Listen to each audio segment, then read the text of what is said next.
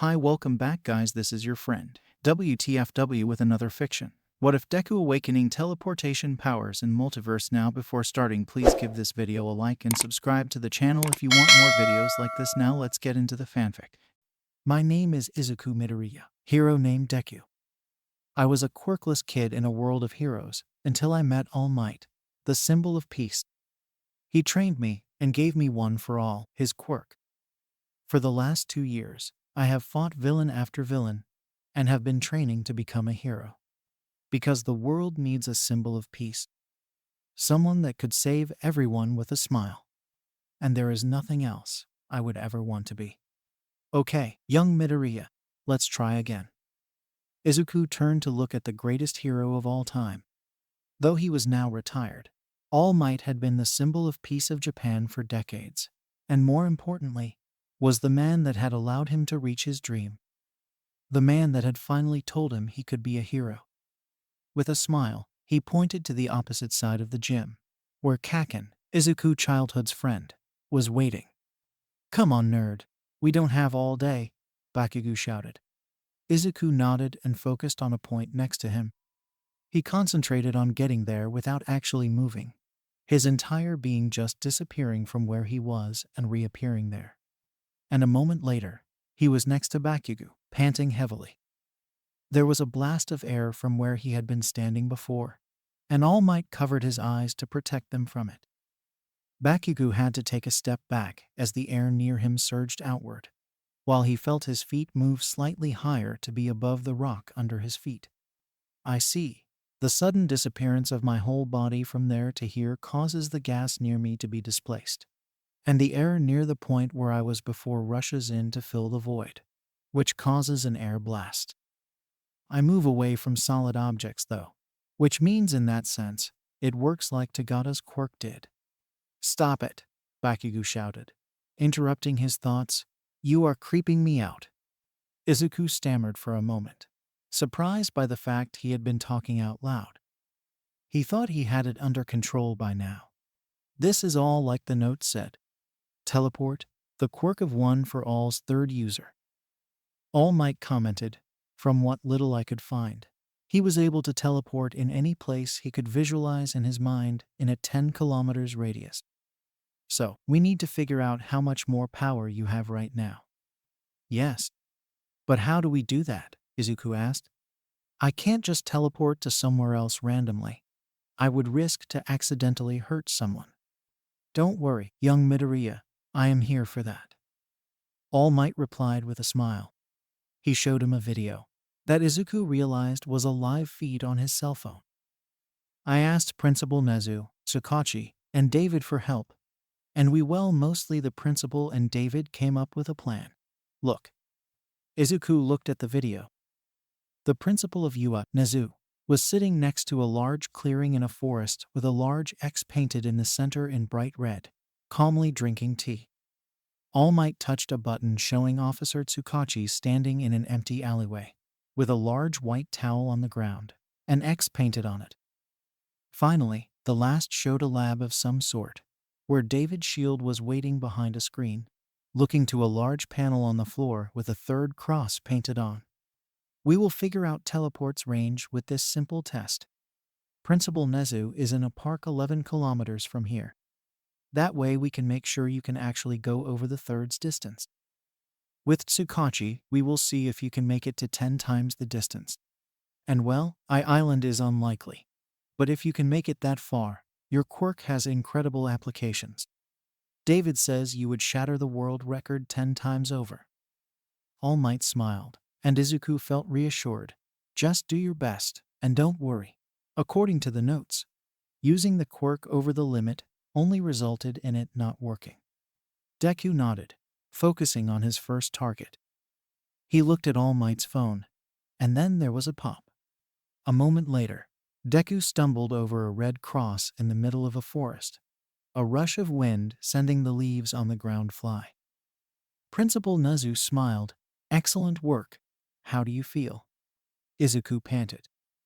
Teleporting always felt like he had run at his top speed, so he sat down, accepting with a thank you the water the principal handed him. The sapient animal nodded, take your time to recover. There is no rush. He nodded, then stood back up and took a deep breath. Principal Nezu showed him his phone, where he could see Officer Tsukachi and the second target. Izuku focused on it, and once again popped.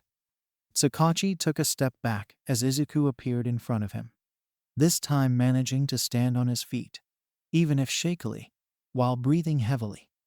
"Are you okay, kid?" he asked. Midoriya nodded, taking a deep breath to calm himself down. "Are we really that far from school? 120 miles from it? We accounted for your first jump. Congratulations, kid. There are only a handful of people with teleporting abilities that can get this far in one go." "Right. I believe there are a French, a Spanish, and a Chinese hero that can. And well, the world record holder, a now retired hero from Brazil." Deku quickly blurted out, remembering the research he had done after teleport had first manifested.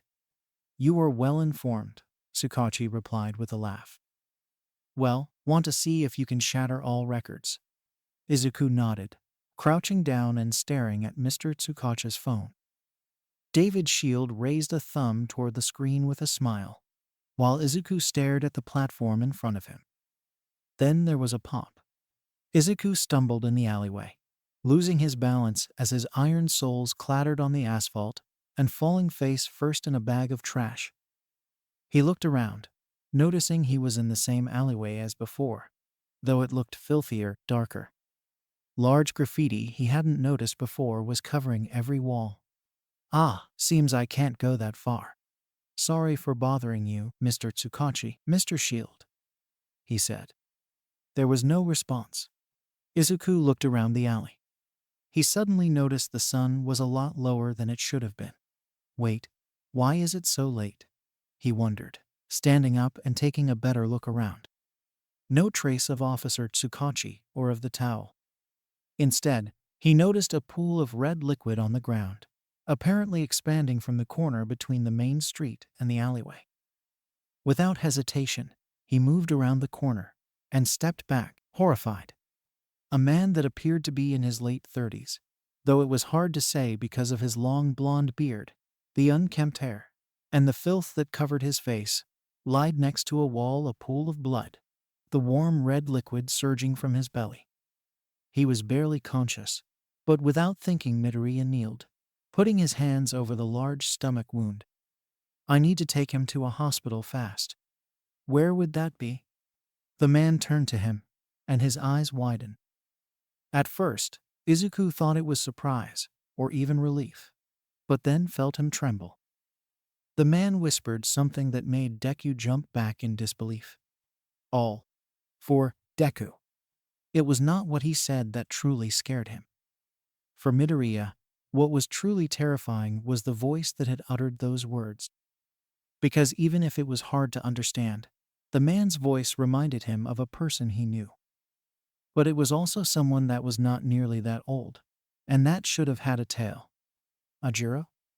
The ambulance entered the street, and the paramedics moved out of it, walking up to Deku and the pale man that talked like Ojiro. They glanced at Deku, and for a moment he noted their look of disbelief at seeing him. Izuku wondered what the problem was, but before he could say anything they put the man on the ambulance. "Mr. Midoriya," one of the paramedics said, her voice shaking as she spoke, sizing him up and down. He tried to appear less intimidating, though he wondered what was causing the reaction to begin with. His hero costume should have been enough to reassure anyone.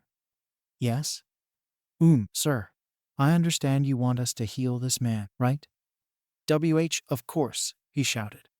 "What kind of question is that?" The woman covered her face, like she expected to be hit. "I'm sorry, sir. Please." I won't hurt you. I am a hero," Izuku replied.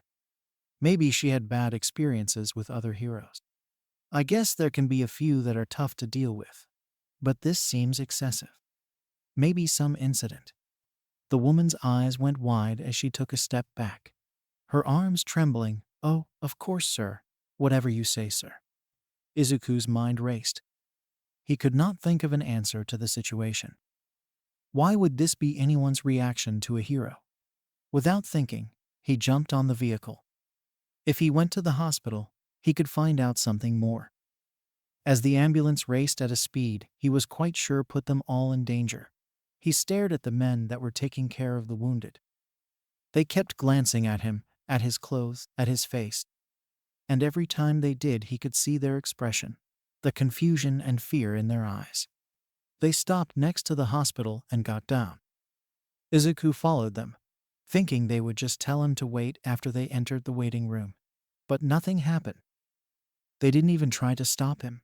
And it was Deku himself that stopped there, watching them disappear. He sat down and looked at the room.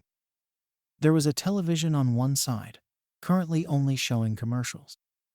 The clock on the wall said it was 8 p.m., which meant it was about 6 hours since Izuku had tried to teleport from the alley and to Island.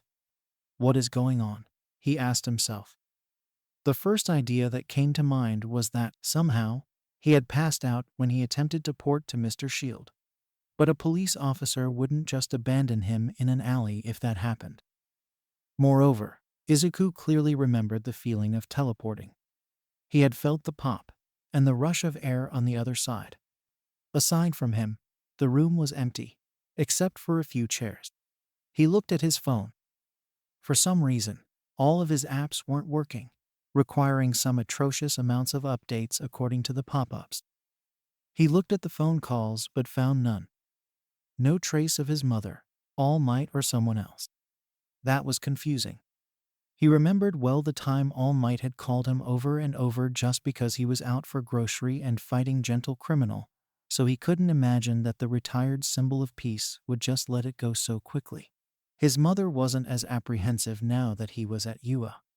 But of course the school would have called her after 6 hours of him vanishing. He quickly typed All Might's number and called. But the voice on the other side informed him the number was no longer active. That was even weirder. He tried with his mother's number. Same message. Maybe a problem with the phone lines? That would explain it. As far as explanations went, that was not the best. But he could not think of a valid alternative. He sighed and looked at the pile of magazines and newspaper on the small table. Deciding there was nothing better to do, he grabbed the one on top of the pile, some newspaper he had never heard about, and opened it. His eyes widened when he read the titles on the front page. Dangerous fugitive Todoroki Shoto still on the run after his fight with Himiko Toga and Dabai. Please remember to contact the Liberation Front headquarters on site. Famous hero Suppressor Magni found dead. The infamous criminal Asui Tsuyu is suspected of her death. The horrors of the Age of Heroes. The new book by DarkenRaichu is an incredible success. The titles did not make sense. Asui a criminal? Todoroki a fugitive? His hands trembling, Deku turned page after page. The fugitive Ijo Kirishima, 29, was successfully killed by hero Suppressor Moonfish. His accomplice Tetsutetsu, 29, is still on the run, and no trace of hero Suppressor Getten for over a week. His death is not confirmed, but the heroes are suspected of. He stopped. This made no sense. Was this some sort of prank? Or a lie? Someone's quirk making him see things? He could not really understand it. He put aside the newspaper and grabbed another one. Maybe this would make more sense. Today, the leader of the Anti-Hero Liberation Front, Izuku Midoriya, better known as All for Deku, met with Prime Minister to discuss the next moves of the government against the heroes. He apologized for his failure at capturing Mirio Tagata, the leader of the group, and has expressed his thanks to all civilians that have helped in hunting down the fugitives. Deku dropped it as he let his arms down. What is this? Then the wall of the hospital exploded, debris flying all over the room and crushing the television and several chairs. Izuku promptly jumped away and coughed as the dust entered his mouth and nostrils, standing back up in the middle of the debris that were once the wall of the hospital. As he did, he focused on the one-eyed villain that stood on the other side of the room, walking forward with a grin on his face. Muscular? He asked, taking a fighting stance. He knew the criminal whose quirk made his body grow so much muscle fibers they would appear over his skin, because he had fought him during his summer camp months before. But how had he escaped Tartarus? The man looked at him, his black tank top and long military pants moving as the muscle fibers retreated, and Deku expected him to just smile and charge. Instead, Muscular stopped, his eye focusing on Izuku. His expression seemed more confused than angry, like Deku would have expected from the first man he had sent to jail single-handedly. "Boss," he asked, and Izuku frowned. "What are you doing here? I thought you were supposed to wait for us at HQ." His grin finally returned, and Deku felt the need to prepare again. But then the villain continued. "Did you catch the news too? I was supposed to retrieve the body, but some goody two-shoes called an ambulance. I am here to solve the problem. You should tell your girl to stop leaving them to bleed out though. It's really annoying." His eyes then went to Deku's full hero costume. "And what's with the get-up?" Izuku thought fast. Muscular was here for Ojiro, that was clear, and had called him boss. Which meant he was the boss of a group that hunted heroes. Well, not him. That other him that wasn't him. "I need to question him," Deku blurted out, the moment he finished to process the information he had just put together. "What?" But Toga already did. Could not get him to spill anything useful on the main targets, so she stabbed him. "You already took his quirk, so he is not useful anymore. Come on, I will get it done quick. No need for you to bloody your hands later."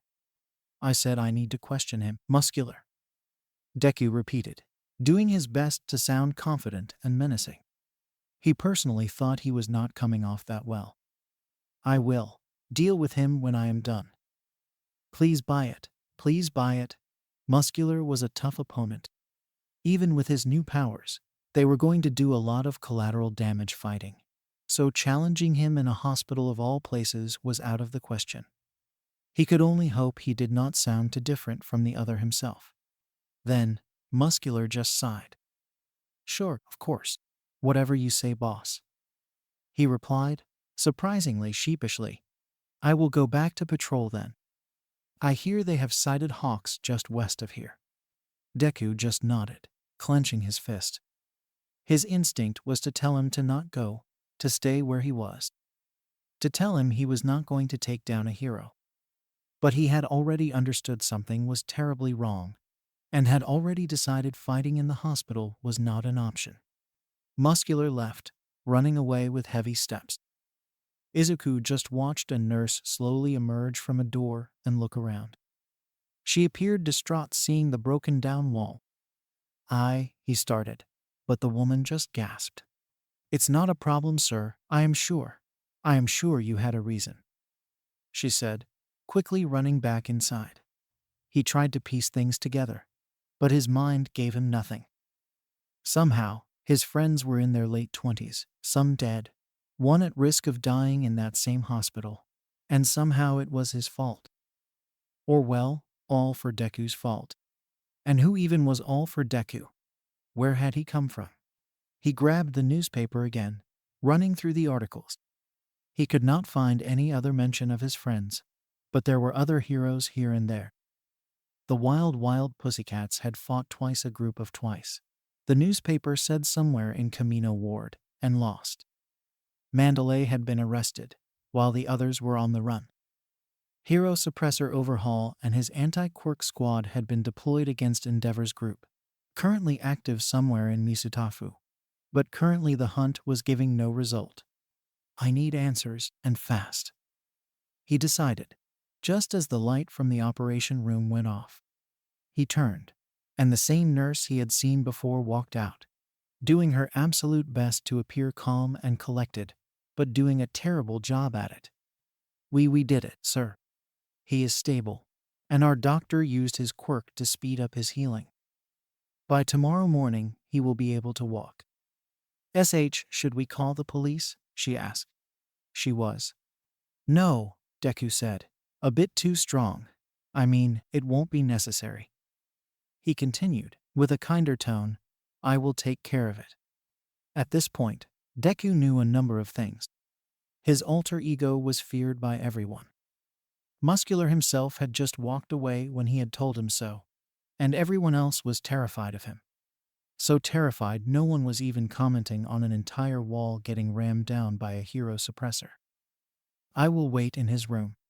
If someone shows up, please tell them I have left the hospital, he said, in his best impression of what he thought a villain sounded like. He felt his heart pounding in his chest. If he was right, he was playing a dangerous game. If Muscular or anyone else found out that there were two of him around, they would have probably attacked him on sight. The nurse just nodded and made Deku follow her upstairs, where she pointed him to a room. In a bed was sleeping someone that was an aged-up Ojiro. There was no doubt in Izuku's mind of that. They had shaved his beard and washed his face and arms, probably to check for more wounds. He sat down and waited, while reading the newspaper. After 6 or so hours, Deku had read through every article 5 times, and was approaching the end of his 6th. The problem was, he lacked context. He had figured his friends were on the run to escape from the hero suppressors, that were none other than villains, mostly past and present members of the Love, though there were a few names he had never heard before. He had understood Midoriya was leading the remaining heroes in what seemed to be a losing battle, judging by the amount of casualties and prisoners in a single day. Unless this was an especially bad day, I don't know enough. I need to find out more. But what he had understood above all was that his other self, that Izuku Midoriya he had seen in the picture, was at fault. And the reason for it was All For One. Somehow, this other Deku was All For One's user, the successor to All Might's greatest enemy. His thoughts were interrupted by a scream. He looked up to see Ojiro, his schoolmate, jump back. "Wait, Ojiro, you are barely healed. Don't move," he said. Ojiro responded by gritting his teeth and hitting with a kick. Deku blocked it. Even without his tail, Ojiro was a good martial artist. He opened his hand and channeled Black Whip. The black tendrils gently grabbed Ojiro's arms and chest. "I don't want to fight, Ojiro. I just want to talk." Ojiro spit on the floor. "What more do you want, you sick psycho?" he asked, tears in his eyes. "I already lost everything because of you. My quirk, so many friends, Yui. What else can you take from me?" "All for Deku?" he asked, saying the last 3 words with all the spite a man could muster. "I'm not all for Deku," Izuku replied, before going pale and looking around. Thankfully, no one seemed to be in earshot. "What? What do you mean?" "I am not all for Deku. I am Izuku Midoriya. Deku is my hero name. I am your classmate." "Bullshit. I never had Izuku Midoriya in my class." "Wait, who is seat number 18 in class 1 of UA?" Izuku asked. Ojiro seemed confused. "I don't remember. Why does it matter?" Deku bit his lip, uncertain. Listen, I have no idea what's going on. I was just testing my teleport quirk, and then I find an older version of my classmate bleeding out in an alleyway. I don't know what is going on, but I am not the same person you know." "Oh yeah, and why should I believe you? What is this, some new scheme of yours?" "I already told your insane girlfriend, I do not know where Midoriya, Bakugo, Endeavor or Hawks are. Since you took my quirk, I have been working solo," Ojiro replied. Deku nodded. "Okay, listen. I told you I am not all for Deku. Does he dress like this? Isn't he older? You have a quirk that lets you change your age freely. You killed Zero by disguising yourself as a kid, and you have been looking like you were barely 20 for the last 10 years. Try again." "Oh no. Zero is dead. Who else? What about Koda, Sato, Shoji, Jiru? I couldn't find their name on the newspaper." "You bastard, you know what happened. You killed Shoji after stealing Bakugo's explosion, stole Koda's quirk, and Jiro and Sato have been on the run for months, since that moonfish bastard chopped off Sato's arm." "What, are you gloating?" Or are we so unimportant you need to ask? Wait, Bakugo is quirkless, he started to ask. But then he saw the small orb roll at his feet from behind the door and recognized it. Without a moment of hesitation, he jumped away, dragging Ojiro. It was a good decision, as a moment later a large blue flame appeared, devouring instantly the chair and newspaper, and starting to burn the bed. "Hello, Mr. Compress said, entering the room with a deep bow. "So, my dear friend Muscular tells me the boss, as he calls him, is currently in this hospital interrogating Mashirao Ojiro, previously Tailman. Though I suppose now he is more tailless, and in a hero costume as well." He chuckled, "But you see, that is rather odd, since I had just spoken to him on the phone not more than half an hour ago, and he was investigating a trail to find Mirio. So, what should I believe?" Compress. "First mistake. All for Deku never uses our codename," Mr. Compress replied. "Anything else?" Deku gulped, and Compress laughed. No, second mistake. All for Deku would never show his fear like that. Come on, kid, try harder." "What is he talking about?" Ojiro asked, genuinely confused. "If you are not all for Deku, who are you? And that is the greatest question. Thank you, my unwilling assistant. Who is the man that currently stands in front of me? We keep track of every single shape-changing quirk. So, I know for a fact you are none of them. I made Spinner check. Moreover, only an idiot would try to speak to a hero with the face of the greatest hero suppressor. Which means that must be your face." "Of course it is. I am Izuku Midoriya, the hero Deku," he shouted. He couldn't take it anymore. Ojiro's hateful glare, the fear in everyone around him. That was not what he wanted. He refused to believe he would ever stoop that low.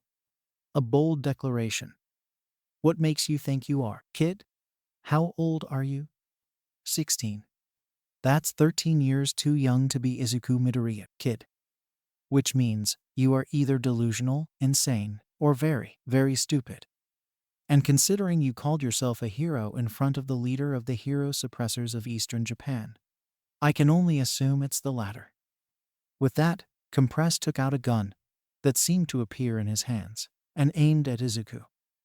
The ball that came out traveled for a few moments before turning in a massive boulder that Deku was forced to dodge by quickly jumping out of the way. He launched Black Whip, but Compress simply jumped out of the way. "Most interesting. I take this as your quirk, Fakesuku," he said. "A far cry from the real deal, unless you have an ace up your sleeve." Deku simply stopped and released Ojiro from Black Whip. "Run." "What?" The martial artists he called a friend replied. "Run. I will keep him busy." "You can't be serious. Why are you helping me?" "You are.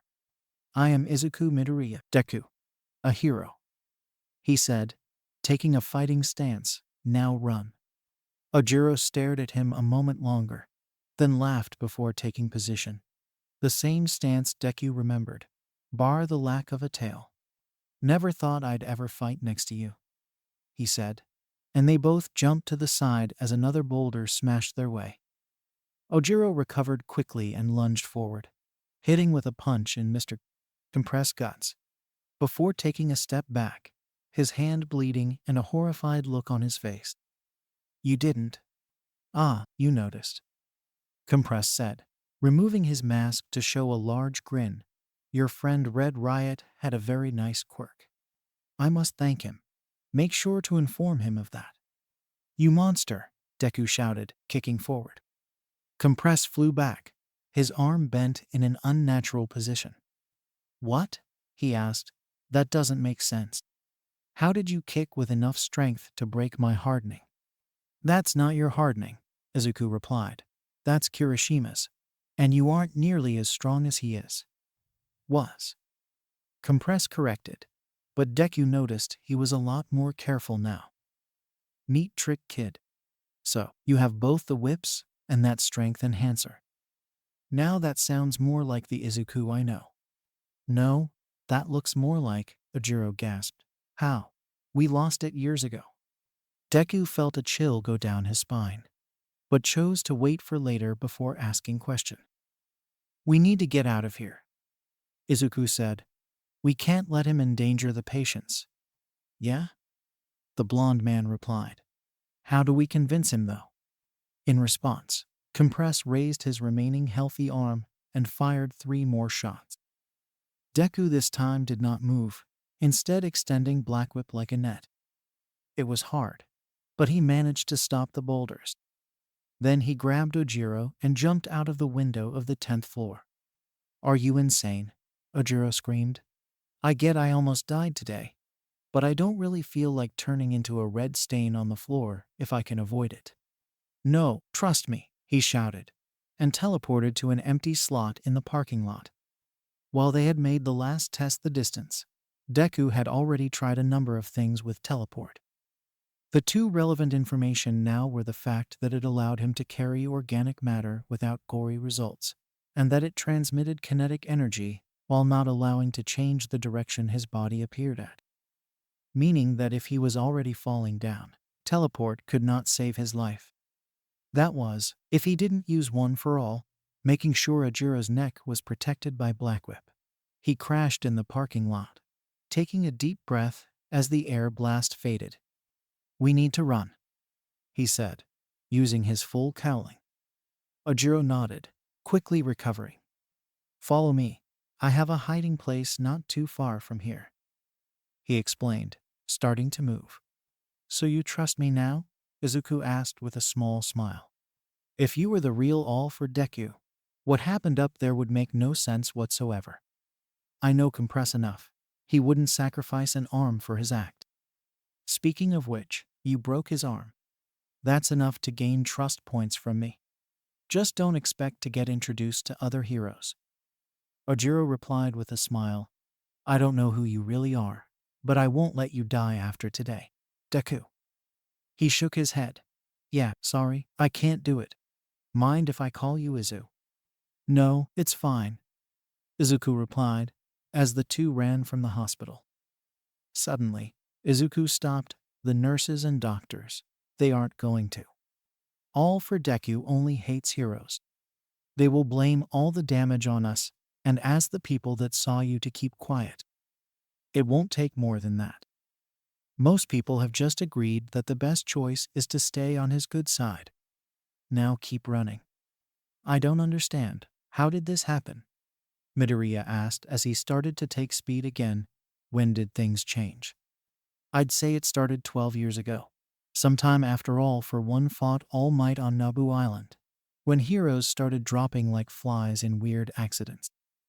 Snatch died in a car crash failing to activate his quirk in time. Vlad King was bit by a viper and failed to use his power to expel the poison. But the more time went on, the more something became apparent. None of them used their quirk despite the fact it would have saved their life.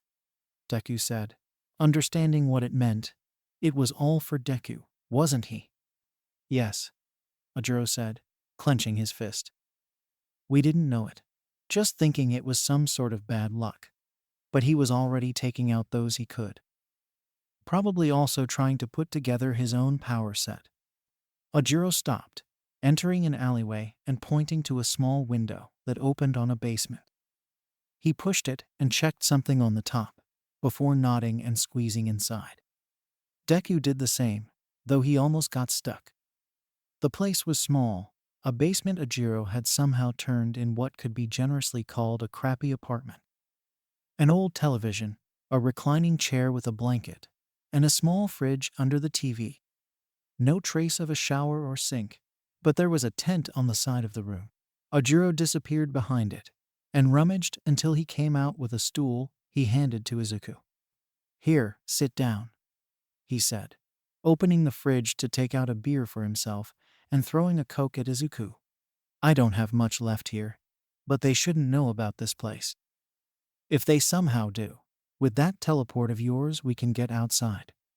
Silence descended on the room as Izuku and Ojiro awkwardly started to drink the respective beverages. Ojiro almost gulped down the entire can in one go, while Izuku just took a few sips out of his. You probably have a lot of questions, Ojiro said. I don't even know where to start. Let me start then. Your power. Is it really one for all? Izuku looked at the adult version of his friend in surprise. How do you know about one for all? Mirio told a number of people back during the final days of the Age of Heroes.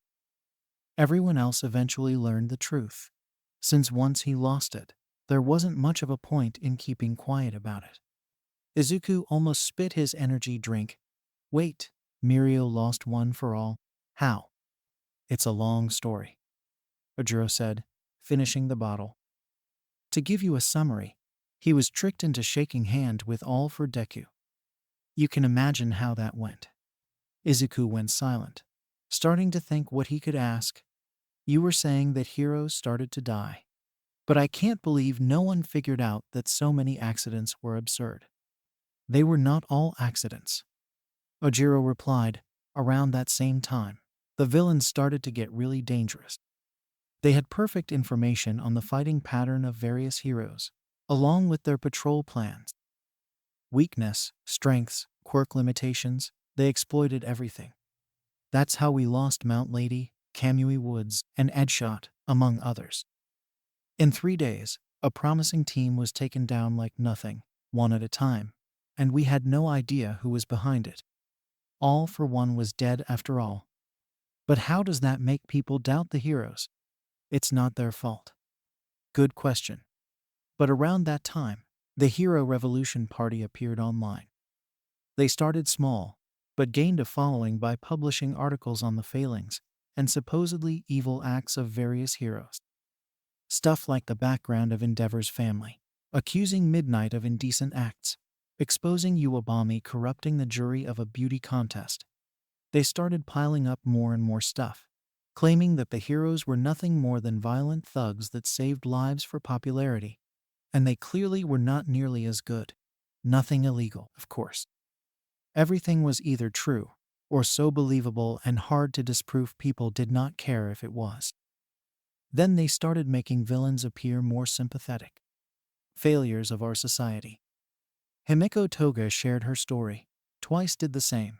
It was disheartening.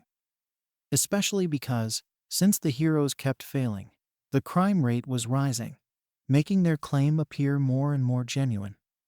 But come on, someone must have realized this was not a coincidence, right?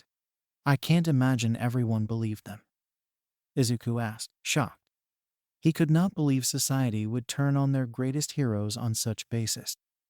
It was not their fault they were failing. Not all of them did, until Kamino. A believable tip arrived about a planned terrorist attack. The information the police received was extremely detailed and made it clear how urgent it was to intervene and how dangerous the villains in question were. 50 heroes, including Mirio, Hawks, and Endeavor, were called in to assist, and they stormed the factory that was supposed to be their base. He shook his head, his eyes almost lost in the distance. It was such an obvious trap in hindsight. The building was where the Hero Revolution Party secret base was. When the heroes charged in, they filmed it all and showed it online, shouting the heroes wanted to shut them down. They tried to explain the situation, but the documents that had tipped them on the terrorist threat somehow vanished like they never existed. So it all sounded like a convenient excuse to take them down. That was where the tides turned completely. Detnerat started backing them publicly, publishing books that supported their opinions. Various politicians were elected and started to rise the idea of reforming a society without heroes, and stuff kept going wrong. Now Ojiro was getting more and more emotional. The kin he had in his hand crushed. By the time we graduated, society was shifting. The heroes kept failing them. Villains were getting away with their crimes, always one-upping the heroes that intervened. Civilian casualties were mounting. People started asking, why do we need heroes if they can't protect us? Shouldn't we just get rid of them? I can't believe this, Izuku said, his hands clenched together. This can't be. This shouldn't be possible. You are telling me All for Deku was behind it all? Ojiro laughed. Oh, he was. A young man called Izuku Midoriya became the face of the HRP. As a kid, he wished to be a hero. But growing up, he had seen what the hero society looked like behind the shining curtains. I still remember that. He talked about the clear limits of the heroes, about the fact that many villains had been abandoned rather than helped, and thus had fallen into crimes despite their natural talent. Even claiming the only difference between Twice and Endeavor is that Endeavor was lucky, and explained how, in his opinion, a better future was one without heroes. Ojiro frowned. A lot of heroes expressed their sympathy, although arguing for better regulations, but a few heroes started talking against him openly. They called him a kid that could not understand how hard their job was. They insulted him. It was part of the plan, right? Izuku shuddered. All for Deku was incredibly smart to do all this. It made everything the League had done sound far less terrifying. I don't know, maybe a few, but the truth is, people have their pride. Rocklock was not faking anything. That guy just had a poisonous tongue at times. Then the final straw. A hero called Sladingo attacked Izuku, allegedly over a minor infraction on his part and his refusal to comply, though the HRP of course claimed it was because of his words. He had to defend himself and killed the hero.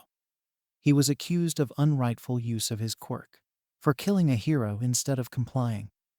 People loudly protested. They demanded for his release. Heroes are not justice was their cry. A few heroes and sidekicks were lynched by the mob, or more likely killed in fake lynchings. A few more heroes defended themselves, wounding or even killing alleged civilians. A few probably were normal people convinced by peer pressure. But with that, the age of heroes was over.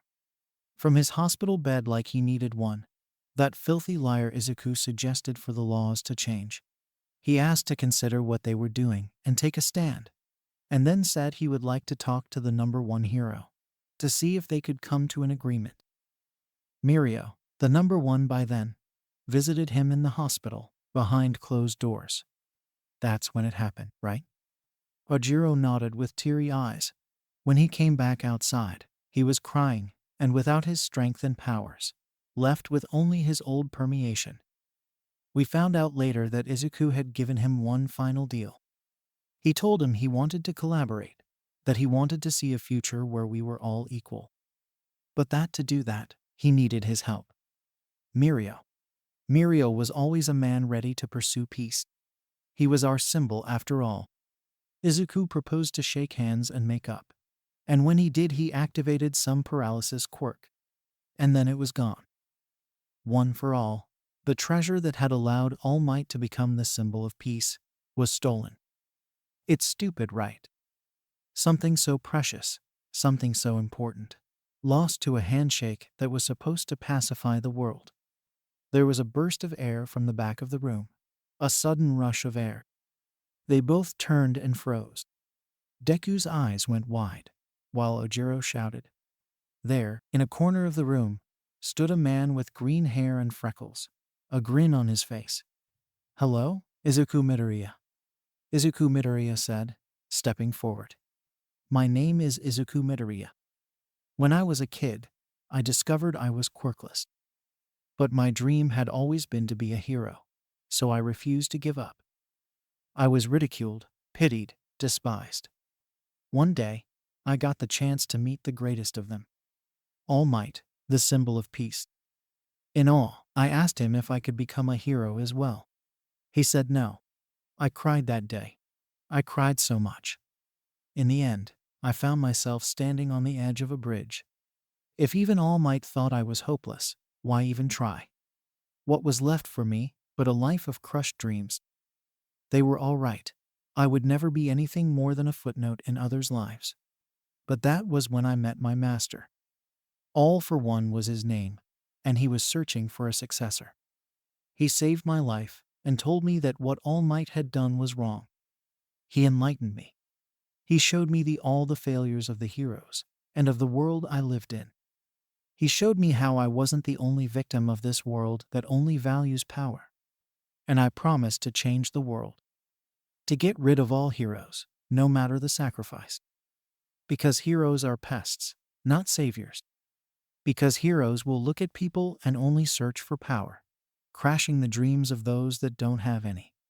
I took the name a childhood bully ridiculed me with and made it mine. I was gifted my master's power after he sacrificed himself for the world we wanted to create. I became the scourge of all heroes, the man that ended their rule over Japan. I am all for Deku. And there is nothing else I would rather be. Izuku Midoriya. All for Deku said with a grin Deku had never imagined seeing on his own face. Well, not exactly his own. All for Deku looked 3 or 4 years older. His freckles were the same, but his green hair shorter and better kept. He was wearing a suit and tie Izuku had never owned. And there were some wrinkles under his eyes and on his forehead he did not have. He was taller and leaner. It was really like looking at an aged-up version of himself. All for Deku. How? Ojiro asked, his voice trembling. I am searching for Lemillion, Tailman. Of course we scouted possible hiding spots. I have spent the last half an hour going through each of them, until I finally found you here. But why? Don't get full of yourself. You are not on my radar. If I wanted to kill you, I would have. But Himiko says she wants to hunt you personally. Jump out of that window and run away for all I care. He, on the other hand, all for Deku walked forward. He is the one I want to know everything about. Deku felt one for all tremble inside his body, and something else. It was something he had never felt before. It was dread, sadness, fear, hope. He felt that last one, trembling deep inside the opponent. It was one for all. So, Izuku Midoriya, Compress told me about you. He thinks you are some fake that has an inferior version of All for One. But we know that is not the case, right? You can feel what I have. I can feel the same. All for Deku frowned, a hint of rage in his eyes. You have one for all, don't you? Deku looked around. No way out but the window, or trying to use teleport. And using it so much, especially if he had to carry Ojiro too, was going to strain him. According to the notes, the more someone used teleport, the harder it was. Nothing? Are you not even going to answer? He asked. I guess I will just have to get the answer by myself then. He stepped forward, and Deku answered by unleashing Black Whip. All for Deku grinned even more and responded with an explosion from his hands. Kakens, Deku said. Even that nickname. Who are you? All for Deku asked, marching forward. Then he punched, and Deku had no choice but to teleport. He appeared behind his other self and punched all the same, putting the maximum output he could use without crippling himself. A strong gust of wind exploded from his attack, sending every object in the room flying and shattering the glass of the window. I'm Deku, Izuku shouted. The other Izuku did not budge. He simply held his position despite the punch pressing on his cheek. Mage, is this your best? Lemillion punched harder. But you have strength and teleport. The dark thing is new, but maybe it's something I never figured out. He was analyzing him, Deku realized in horror, and ignoring his attack so casually meant he was immune, or very close to it.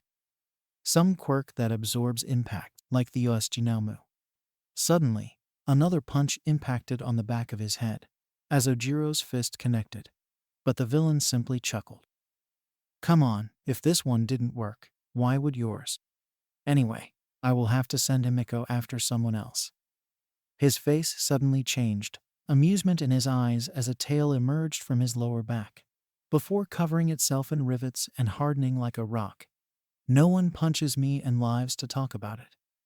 Izuku did not even hesitate, throwing himself between Ojiro and All for Deku, using Black Whip to blunt the impact. The explosion produced by the impact of the tail sent them both flying back, but neither of them was injured. Kirishima's hardening, but Compress had it just earlier. Very heroic of you. The more I look at you, the more is like watching some distorting mirror. You called yourself the hero Deku, right?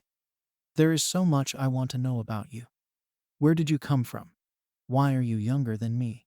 All for Deku casually strolled forward, and Izuku extended Black Whip while glancing out of the window. A moment later, him and Ojiro were outside. Split up, he said, releasing Ojiro. I can't let you, Ojiro started, but all for Deku appeared between them.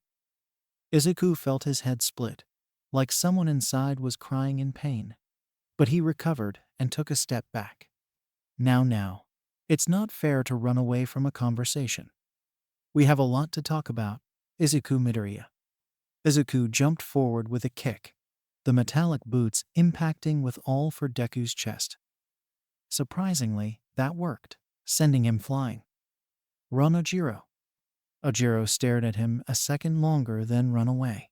As all for Deku rose from the rubble of the wall, he had been sent flying through, small scratches on his body. Kicks? That's definitely new, he said, spitting some blood. Izuku noticed a scratch on his upper lip quickly close, disappearing. Naomu's regeneration.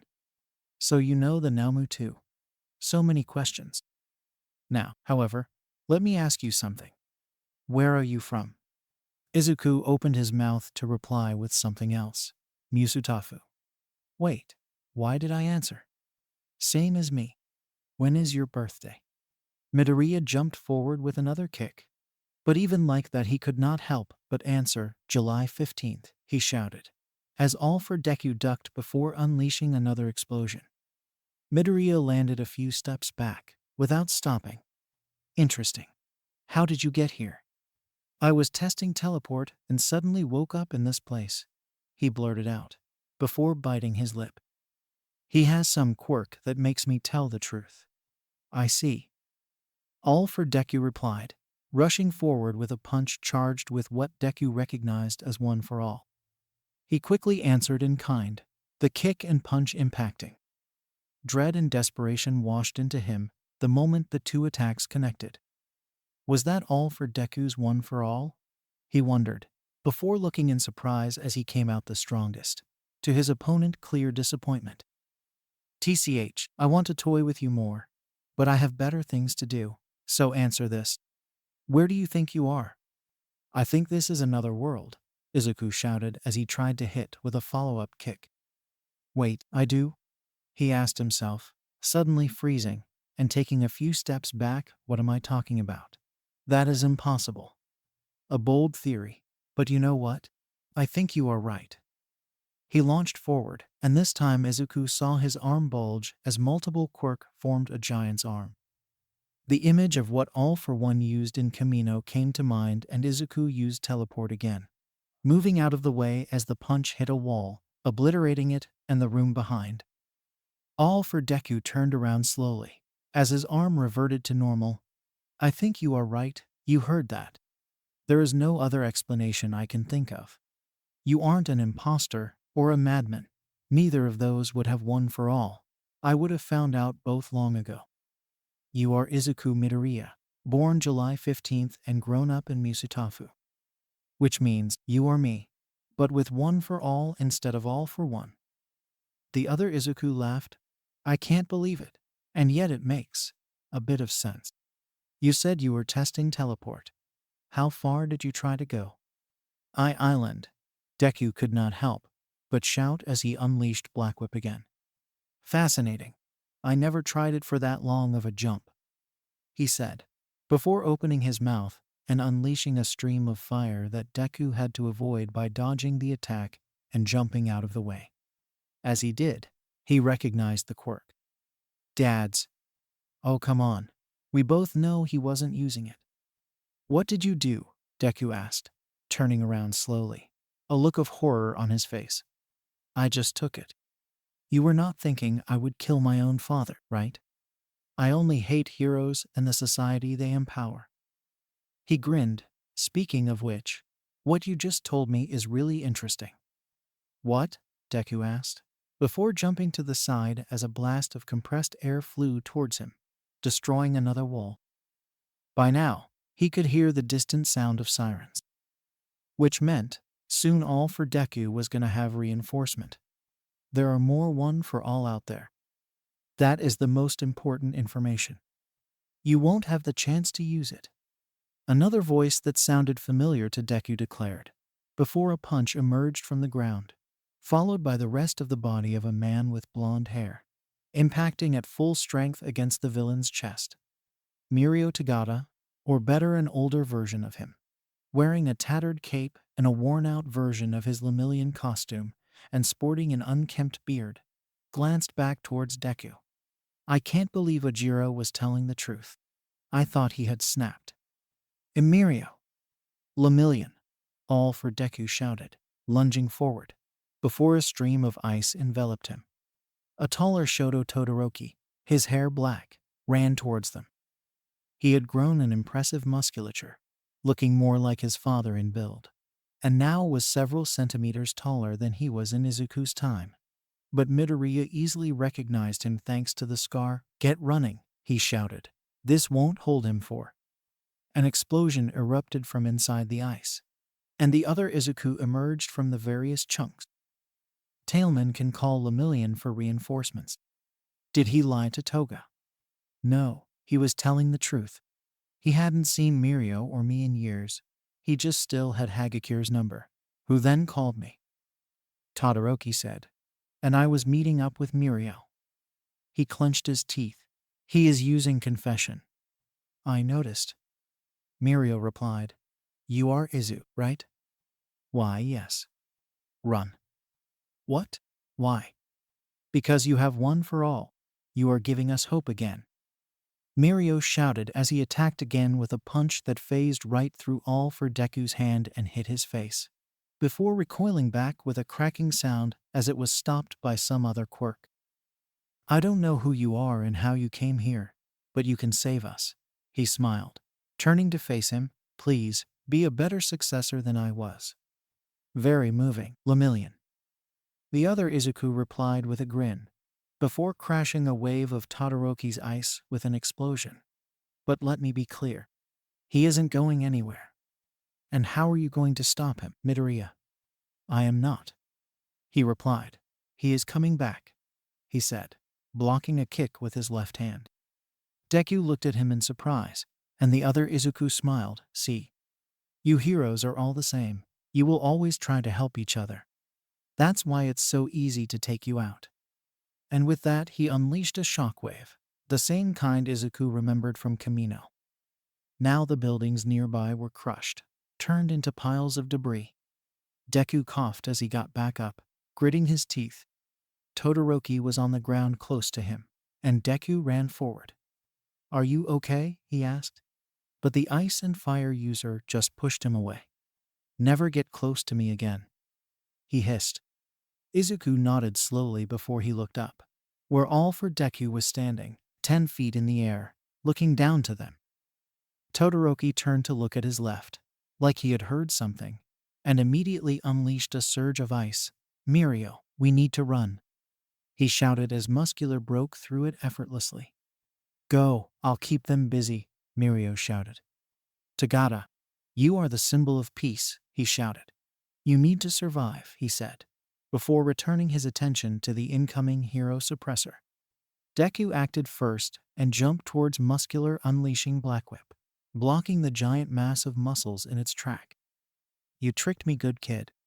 But it's all right, you let us catch a big fish. For that, I will give you a less painful death. The villain shouted, before a large flame engulfed him. Izuku retracted the Black Whip and looked at Todoroki, who just ignored him. Run, you idiot. I don't know who thought it was funny to send us one for all inside you of all people. But get out of here, or this will be for nothing. Shoto shouted angrily.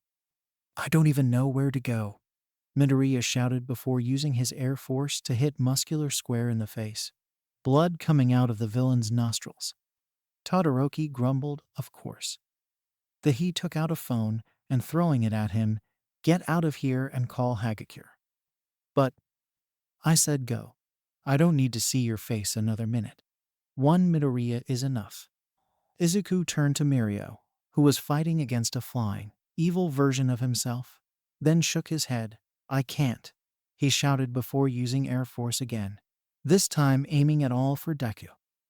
The air pulse hit him in the head, leaving an opening Mirio used to punch him. But his other self seemed to be perfectly fine. I am a hero, and the user of one for all. I am supposed to beat him. Can you? Shoto asked as he created another surge of ice quickly followed by fire. The resulting sudden explosion of vapor burned Muscular enough to actually make him scream. Because otherwise what you will be doing is just getting in our way, kid. We fought all for Deku for years. Midoriya tried to say something, then jumped forward and tackled Shoto. What are you? The man shouted, before a large boulder passed just above their heads. Without pausing, Midoriya launched forward Black Whip to stop another one. My. And here I thought I would manage to take down Todoroki. Mr. Compress said, walking forward. Izuku noticed that his arm was now perfectly healthy, despite being broken a mere hour before. Surprised, kid? You shouldn't be. Of course, the first thing our dear leader did was stockpile healing quirks. Compress, Todoroki said, glancing from Muscular to Compressed. Shit. He turned to Deku. We are running. Tagata, go. Once you are safe. Stop trying to sacrifice yourself. The black-haired man shouted, an angry expression on his face, before using the full extent of his quirk to create a massive wall of ice. We are going, now, no buts. And saying so, after a moment of hesitation, he grabbed Izuku's arm and started dragging him away. Behind them, Izuku noticed the wall of ice quickly breaking down under Muscular's blow. In response, Todoroki unleashed another burst of ice, before activating his flame to return his own body back to normal temperature. Izuku tried to look at Mirio, but the man just pointed a thumbs up toward Shoto, and then continued his battle. Todoroki did not stop, rushing Deku away while releasing ice walls behind them. Once they reached the street, he created one more, blocking the entire road. After running a bit more, Ojiro ended up jumping next to them. Situation? Todoroki asked. There were a few twice waiting for you, he said with a grin, showing a fist covered in mud. Not anymore. Good to know. Any sign of Dabai or Toga? Not that I have seen, and the police is only blocking the main street. Good. He looked at Deku, then shook his head. How are we supposed to work with this? He asked, staring at Izuku with a look of profound disgust. I just call him Izu? And what about the everything? I can't even stand looking at his face, Mashiro. Deku gritted his teeth. It's not because of me. It's because of the other Izuku. He pulled up his hoodie, covering his face. Better, he asked. Marginally. Todoroki replied. He took his phone back and made a call. Hagakure, it's me. Yes. The One for All story was real. Todoroki closed his eyes. A short pause. It's complicated. Yes, Ojiro was right. He has teleport. We will make our way there, just hang on. Where to? Here. Todoroki said, showing him a wobbly video of a storage room. Use that teleport of yours to bring us there. Izuku nodded, and grabbed them both with Black Whip, focusing on it. All three disappeared. The three of them crashed on the ground in the same large alley they had just teleported from. Izuku stood back up and looked around frantically, just enough to see that the time was wrong. When he had activated teleport, it was early in the morning. The sun wasn't even up. But now the sun was at high noon, and there was no signs of a battle. He gulped. Todoroki, how far was the storage room we tried to teleport to? He asked. Shoto stood up, massaging his head. About 100 kilometers to the west. I thought that was not too far for. He stopped, looking up at the sky. What's going on? I think we are in another world. Izuku replied. What? Both Ojiro and Todoroki asked in unison. I don't come from your world. I figured that out, and even all four. He thought it was possible. And well, there aren't other explanations, right? It's either that, or we are having an enormous hallucination. Todoroki tried to reply, then paused, before finally speaking again. So you think we ended up in another world? But why? Izuku shook his head. I don't know. Teleport is supposed to just not work if I go beyond a certain distance. And that wasn't even the case with this. We tested it for 120 kilometers. So why did we get sent here? Are you even sure we are in another world? The situation is the same as last time. I teleported and landed in the exact same place, but a completely different time of day. Hey, guys, Ojiro whispered. You need to send us back now, Todoroki said, walking up to him. Up close, Midoriya realized that this Shoto had the same expression his father had when he was angry. And now he was really angry. I don't know how. I have no idea what it is that causes the jump. I don't know if it's the distance I want to travel, or if the time of day and position matter. I didn't even know there were other worlds until 10 hours ago. Guys, Ojiro repeated, now speaking louder. Well, fantastic. Great. Now we are stuck who knows where, with a kid that has no idea of how to bring us back. Do you realize what this means? Guys. What? He asked, turning around and froze. Deku, looking over his shoulder, did the same, and they all saw the same thing. There were heroes patrolling the street, walking next to the civilians, smiling. For Izuku, that was normal. It was what he had always seen as normal. But he noticed Ojiro was crying, though he quickly wiped away the tears. Todoroki wasn't, but even he was shaking slightly. After a long minute of just staring at the street, Todoroki shook himself out of his stupor and started walking. Let's go. We need to figure out what kind of world we are in. Izuku nodded, following Todoroki and Ojiro down the street. Looking around, the world seemed the one he came from. A bit relieved, he took out his phone, but he noticed the battery was dead. Of course, he thought. Looking at the street, he could not recognize any of the patrolling heroes. Then Todoroki stopped, pointing at a large screen.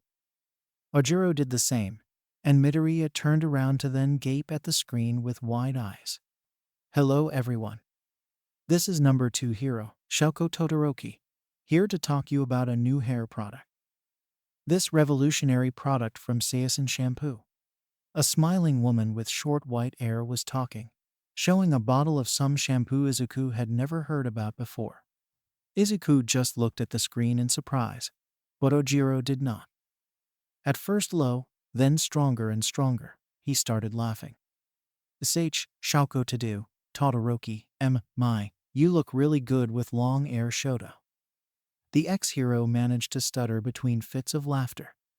I will burn your face off. Todoroki replied in a deadpan tone. Now Shouko, that's not what a lady should talk like. Ojiro quipped. And remember, Shouko continued, as another figure entered on screen. If your husband also has hair problem, Seiyusen has a line of shampoo for men. Isn't that right, honey? Oh no, Ojiro whispered. Todoroki said with a grin, only to then realize what that meant. Oh no. That's absolutely true, darling. A grown-up Ojiro Mashirao, with a short beard and a shining smile, said, entering the screen. We agree to never tell anyone, right? Ojiro asked. Right.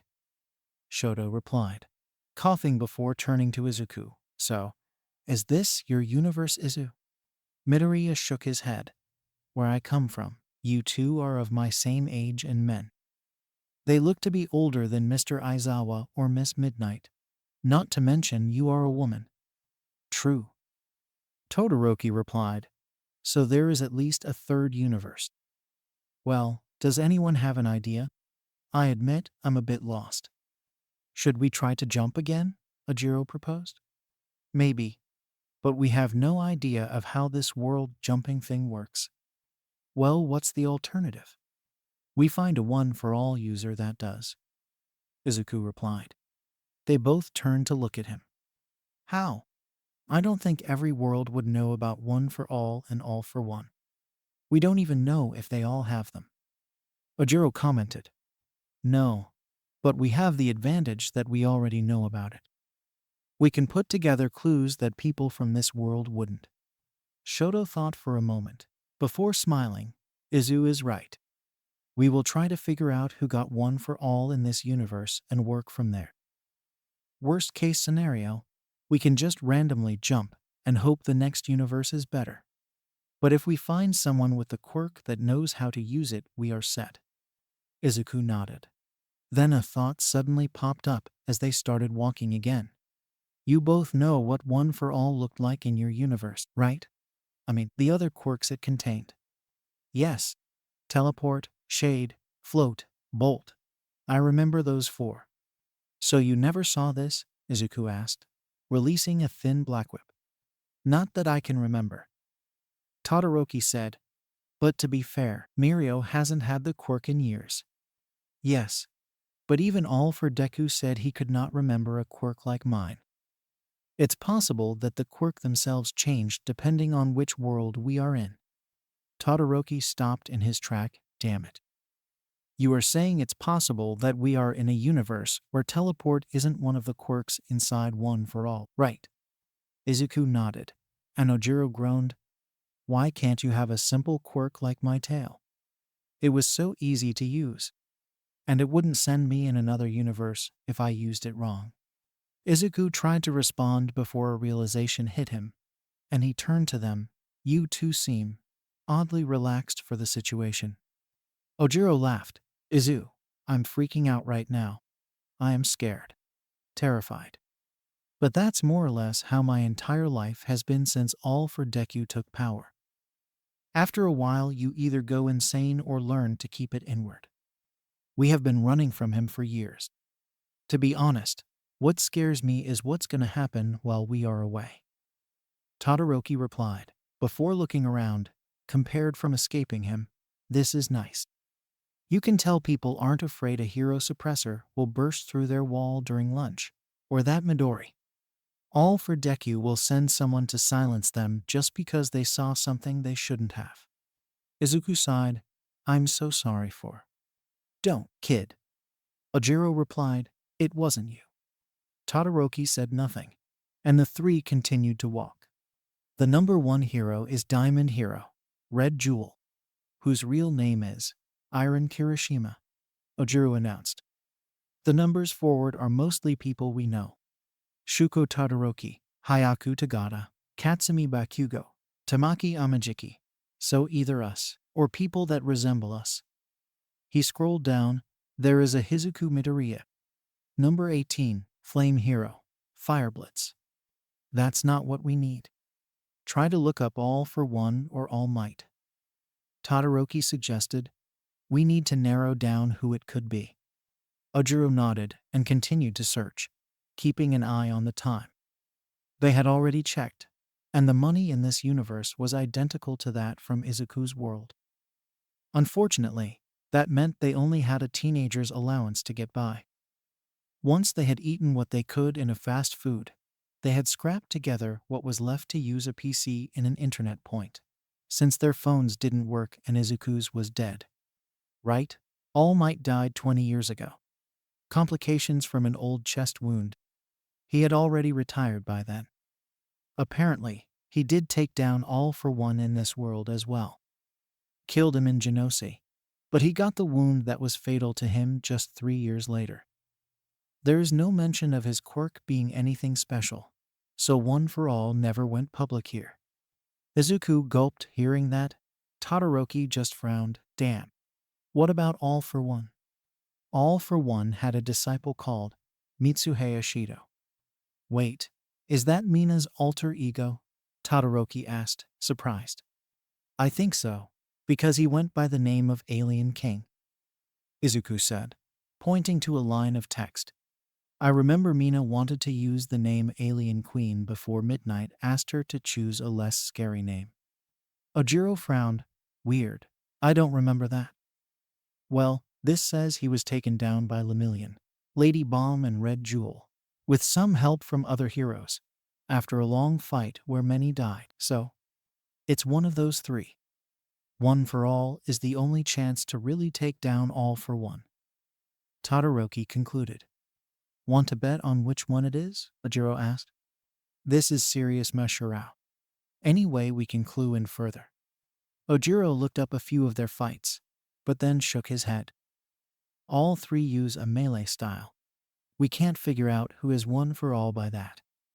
He looked further and grinned, but want to know who Katsumi Bakugo, also known as Lady Bomb, is married to, he said, showing the screen of some gossip newspaper.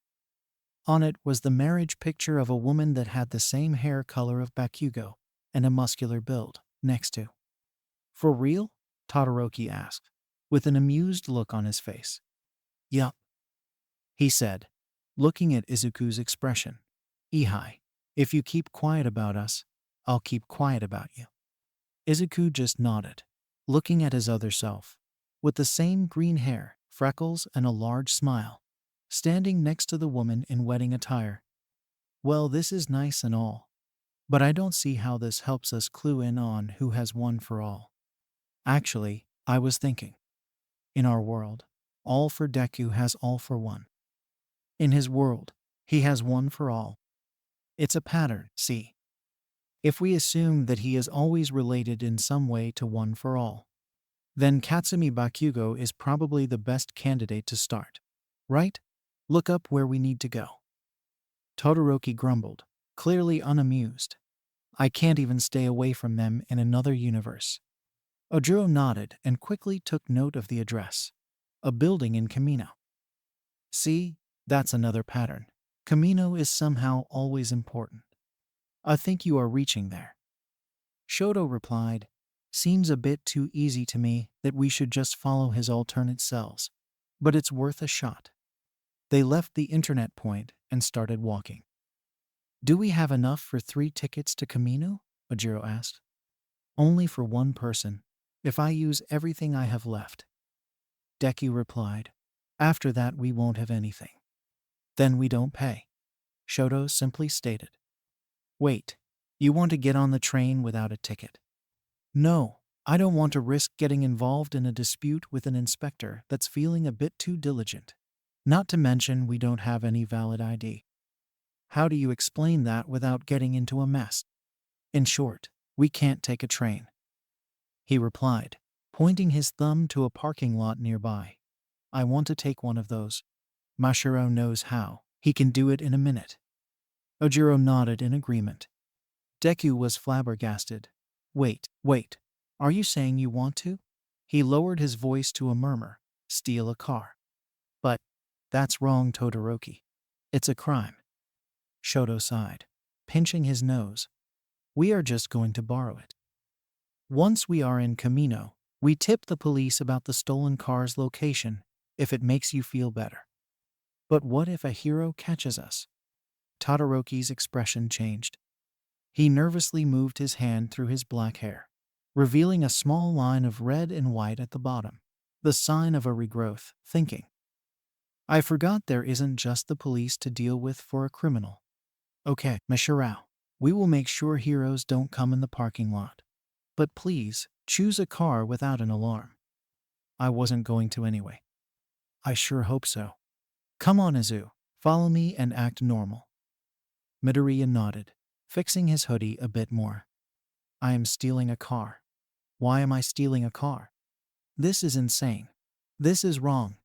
But we need to get to Kamino and start investigating to find a way home. Does that make it right? No, but I don't know. Izu, calm down. Todoroki whispered as they reached the parking lot. He casually sat on a bench near the entrance, while Ojiro continued in the lot. He seemed to be confidently strolling to his own car, but Izuku could tell he was actually looking for the right car.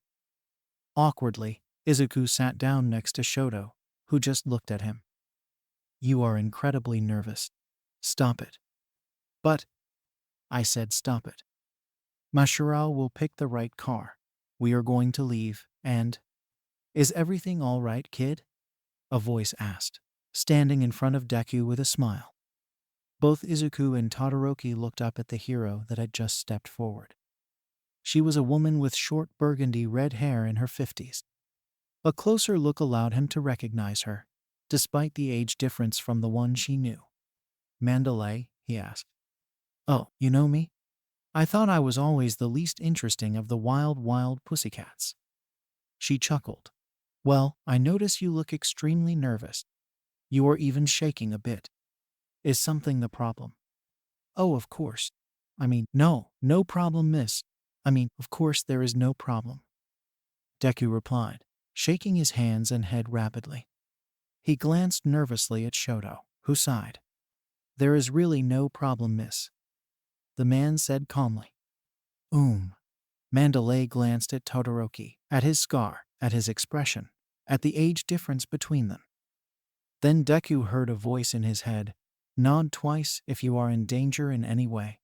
Don't worry, I can help you. Mandalay's quirk, telepath, allowed her to speak in someone else's mind. Thankfully, it was only one-way communication, so she couldn't hear his thoughts. Izuku smiled softly, but then just shook his head.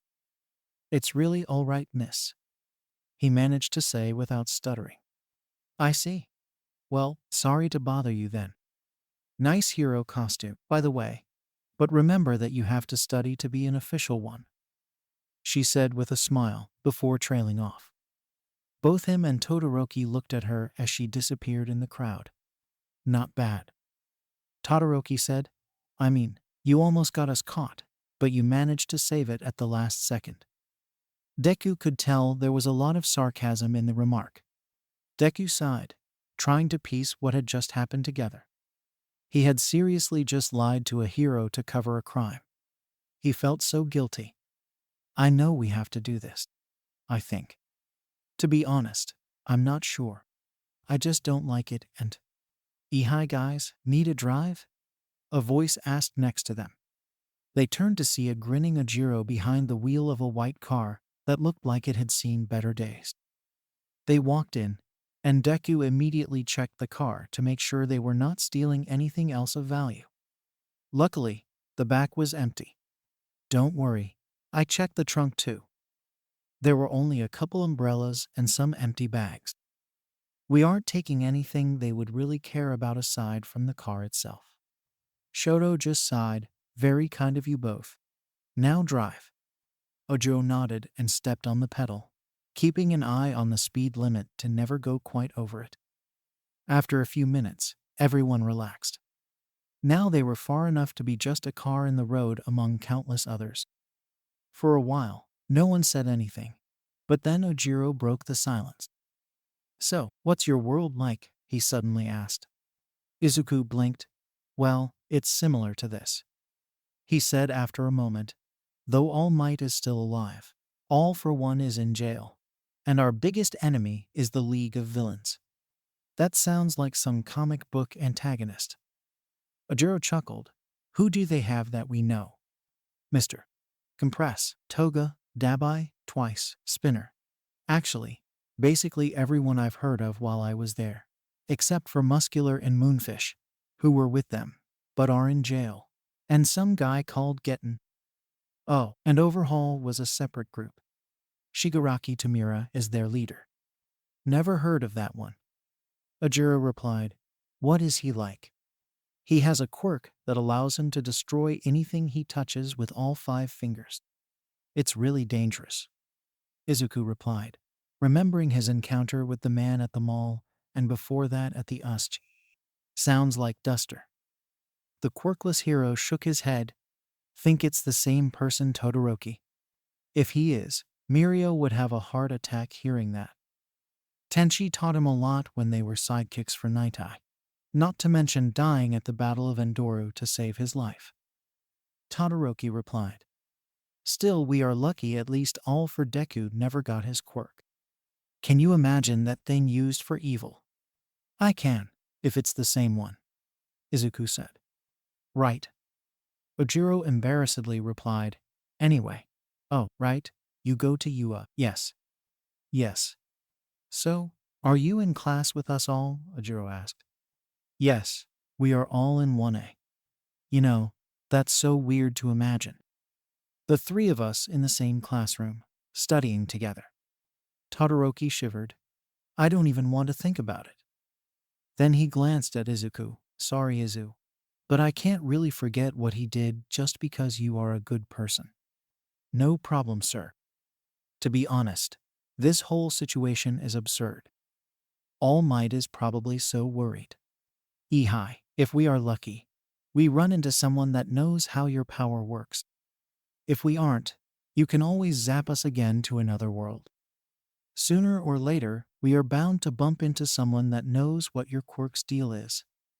Ojiro replied with a reassuring smile. Although honestly, if you want to swing in our world and take another go at all for Deku.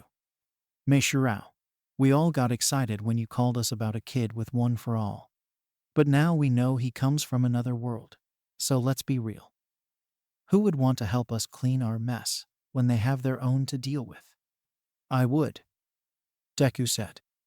They both turned to him, though Ojiro immediately returned his eyes to the road. I don't know what happened to me. I mean, him to become that. But I can't let it continue. I want to help you too.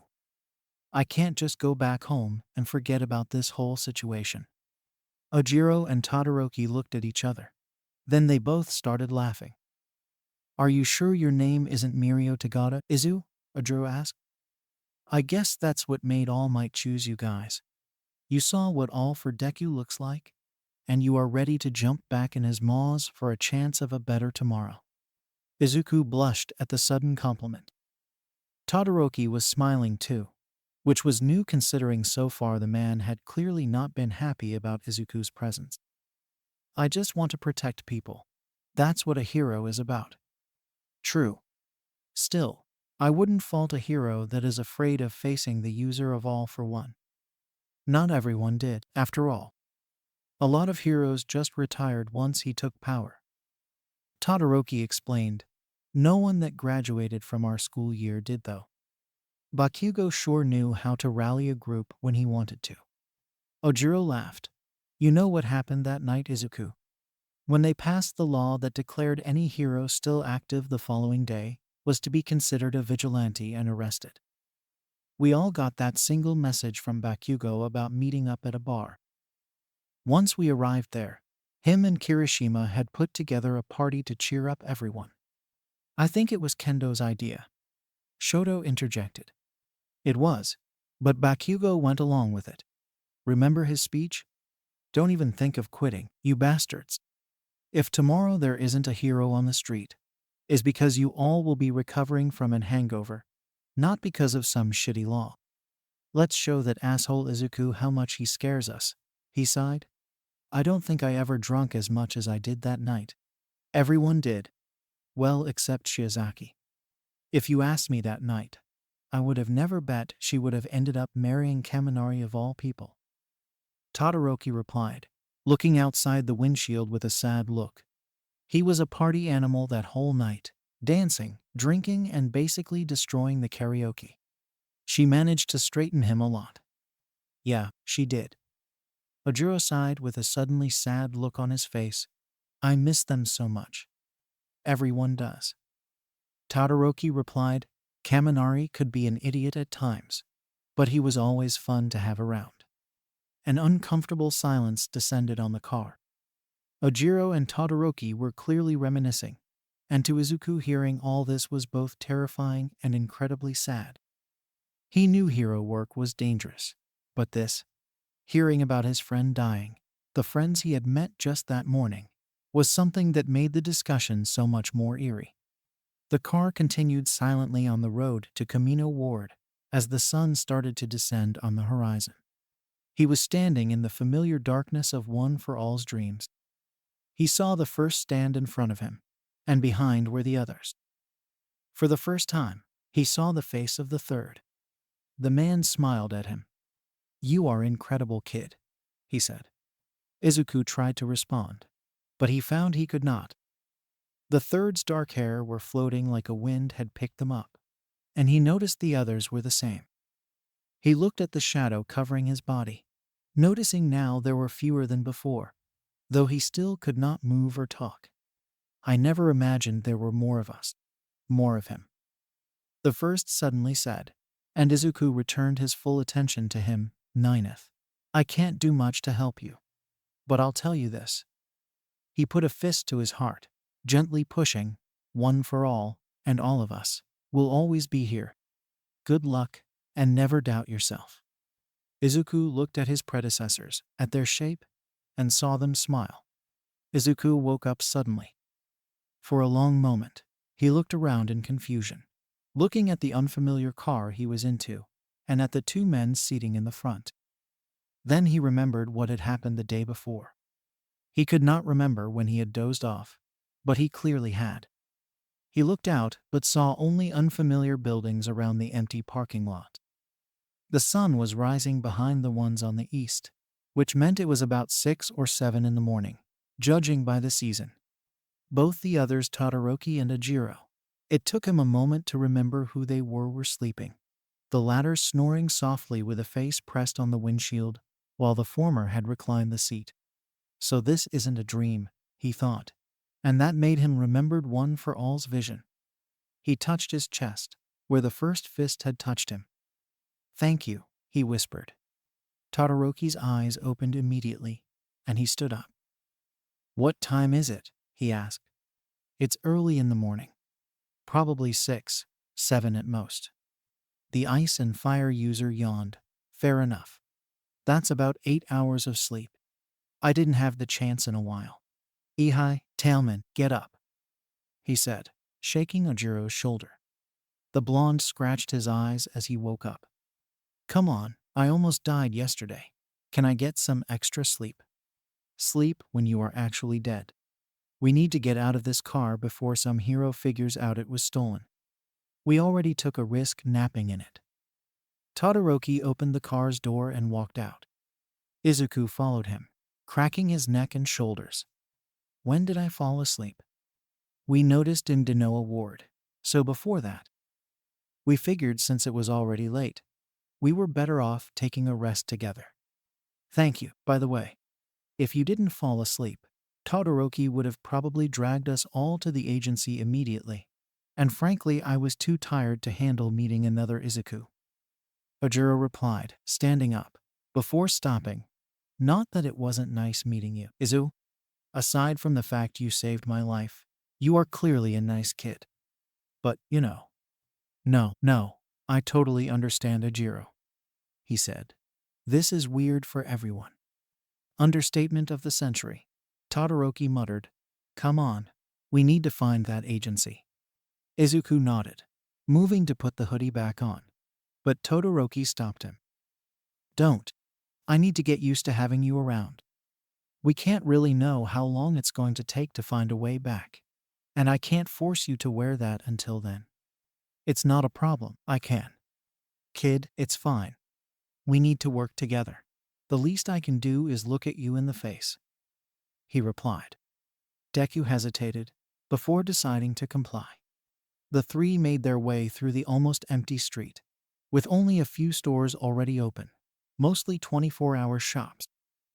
This Camino was surprisingly similar to his own. He started to recognize some of the buildings. One was the building where he had watched All Might's final fight.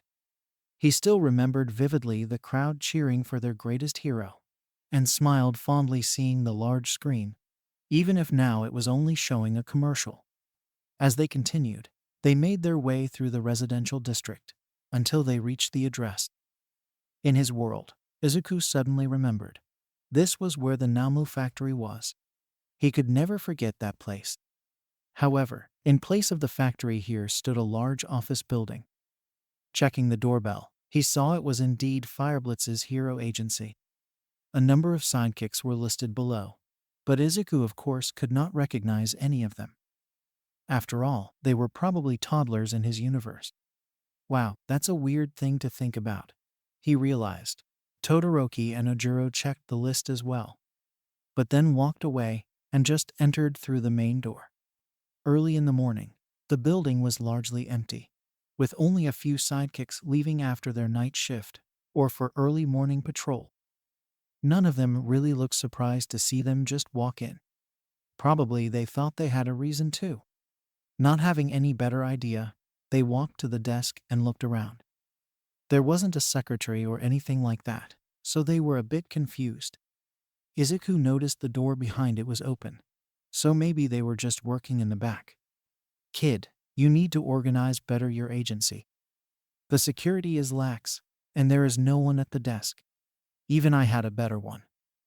Ojiro commented, smaller as it was.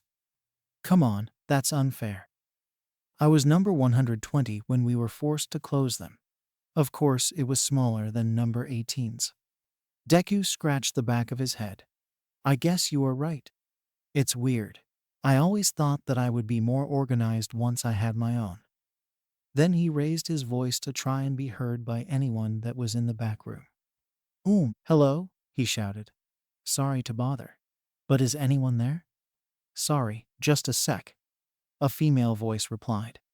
Soon after, a woman carrying a large pile of papers appeared.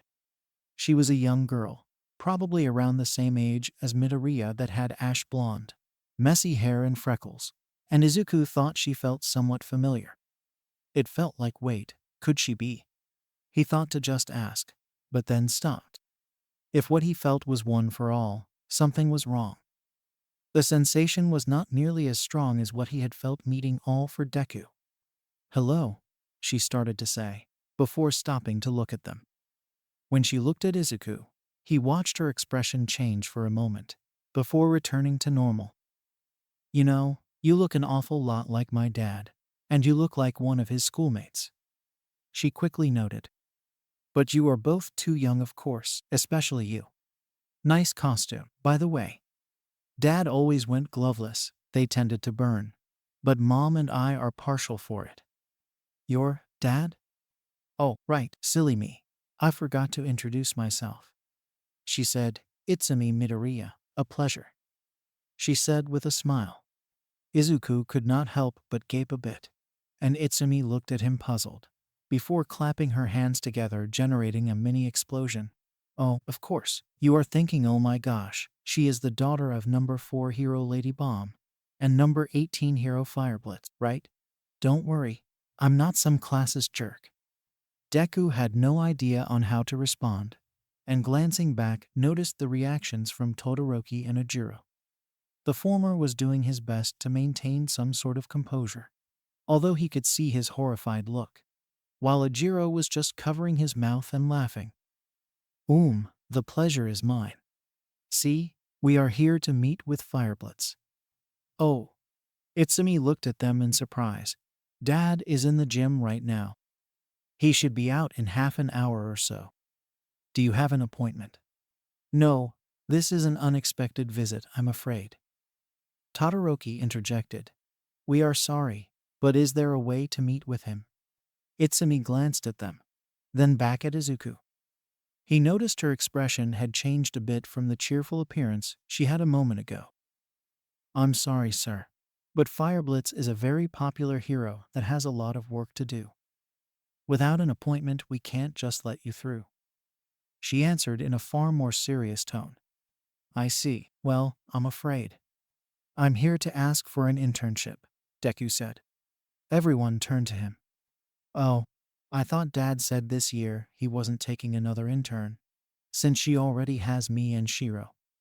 Well, that's kinda why I'm here. I was hoping to ask in person. I thought maybe if I did that I could convince him to take me for a trial at least. See, the rest of the class has someone to intern at already, and I hope to find someone like Mr. Fireblitz.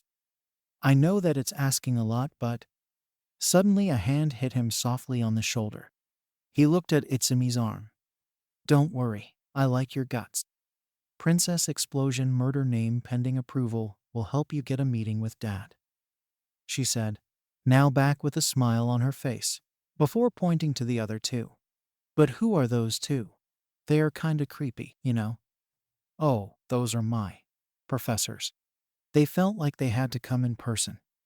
Izu is the best of the class, Ojiro said with an amused look on his face. Todoroki glanced at him, a very promising child.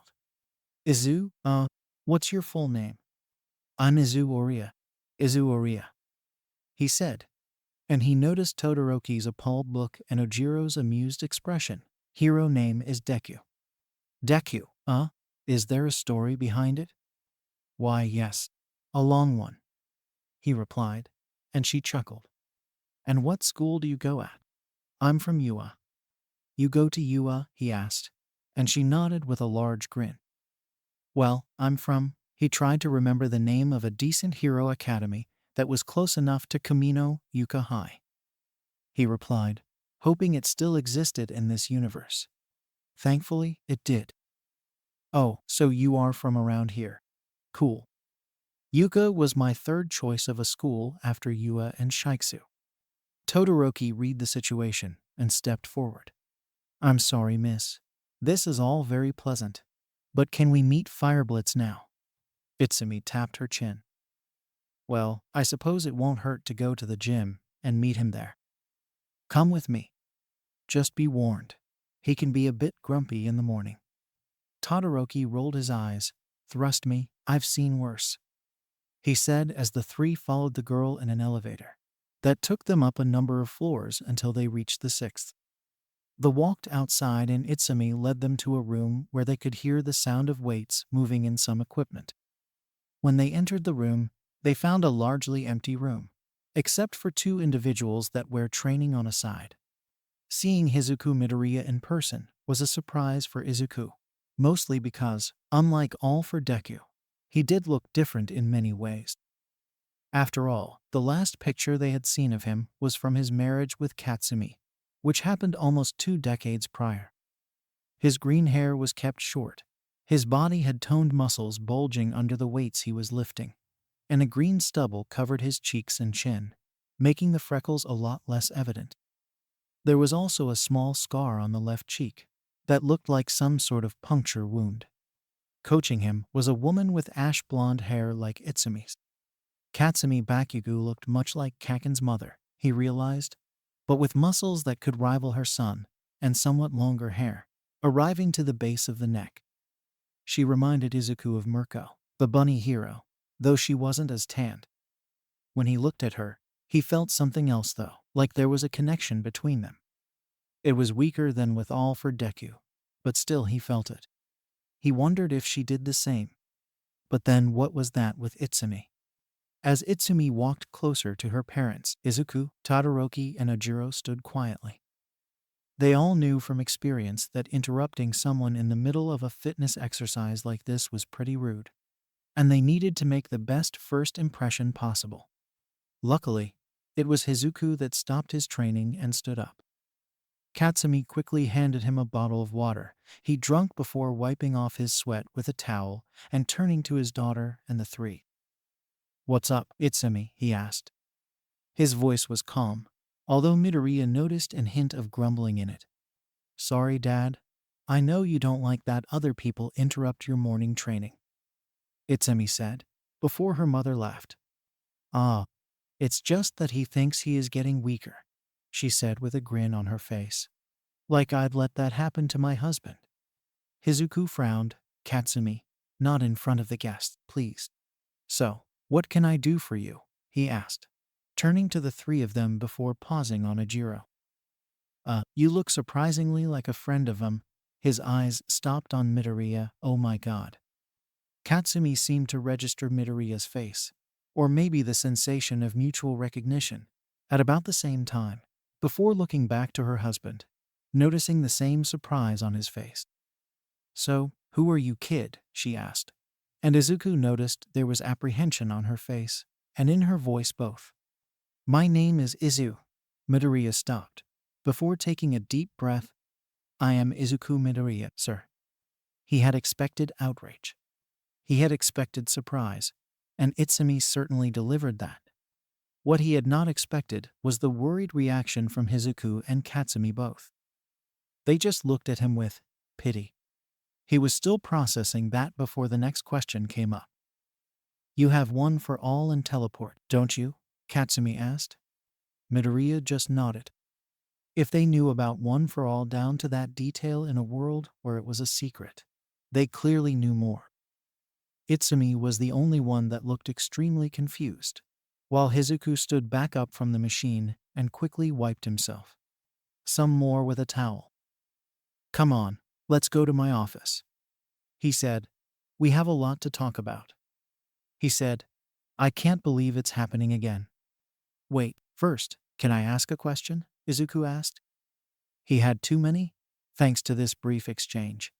But there was one in particular he wanted an answer to immediately. Sure, go ahead, Midoriya replied. The two locked eyes for the first time. Izuku realized they had the exact same eye color. Who has one for all in this world? The teen finally asked. He needed to understand what was going on. Izuku chuckled. Katsumi, Itsumi, Iron, and Hakyu, he replied, and then watched their expressions. Right, as I said, we have a lot to talk about. My name is Izuku Midoriya, hero named Fireblitz. I was born with a quirk called pyromancy, a fusion of my father and mother's abilities that allows me to emit flames from my mouth and control them with my hands. In kindergarten, I met the one who would become the most important person in my life, Katsumi Bakugo. Together we became rivals, then friends, then more.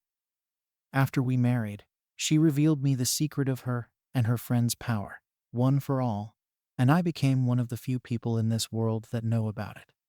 Then we had our daughter Itsumi, and I opened my own agency after years as Endeavor's sidekick. Katsumi rose to the top of hero society, while I helped her deal with the stress of being one of all for one's sworn enemies. I love her deeply, and I love my daughter even more.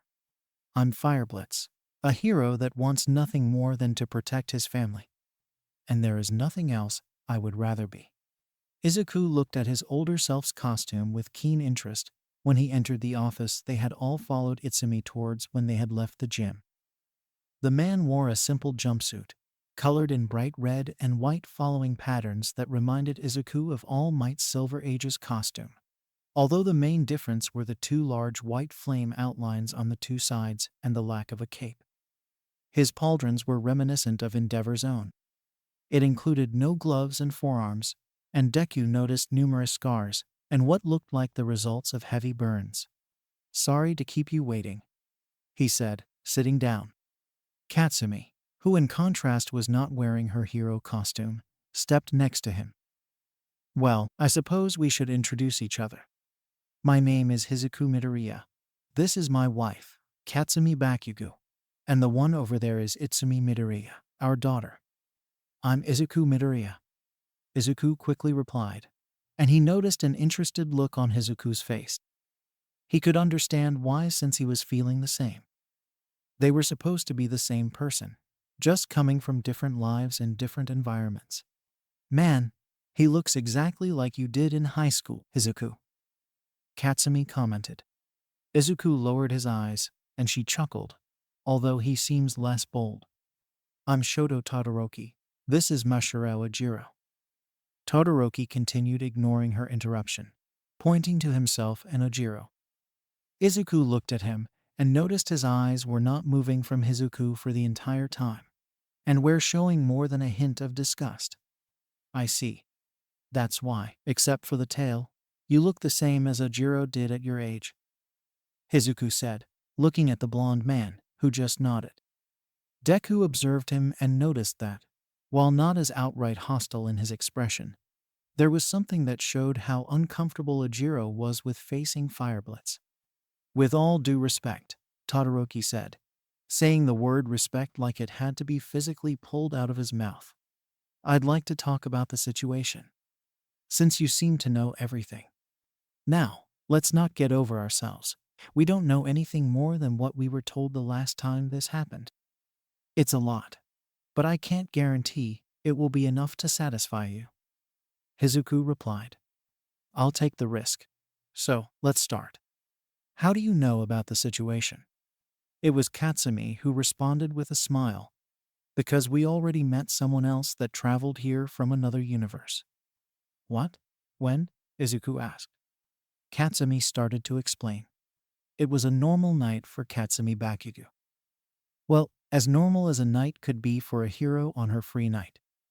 Her husband was out for his night patrol, and her 4-year-old daughter was already in bed. Which meant she had the house free, and she could dedicate herself fully to her favorite hobby. Break his fucking spine, she shouted at the TV screen. Smiling widely at the QMMA match, she was watching from a comfortable position on the sofa. Quirked mixed martial arts was a rather new sport, only starting to officially hold matches a mere 10 years before, when the use of quirks in dedicated sports had been depenalized.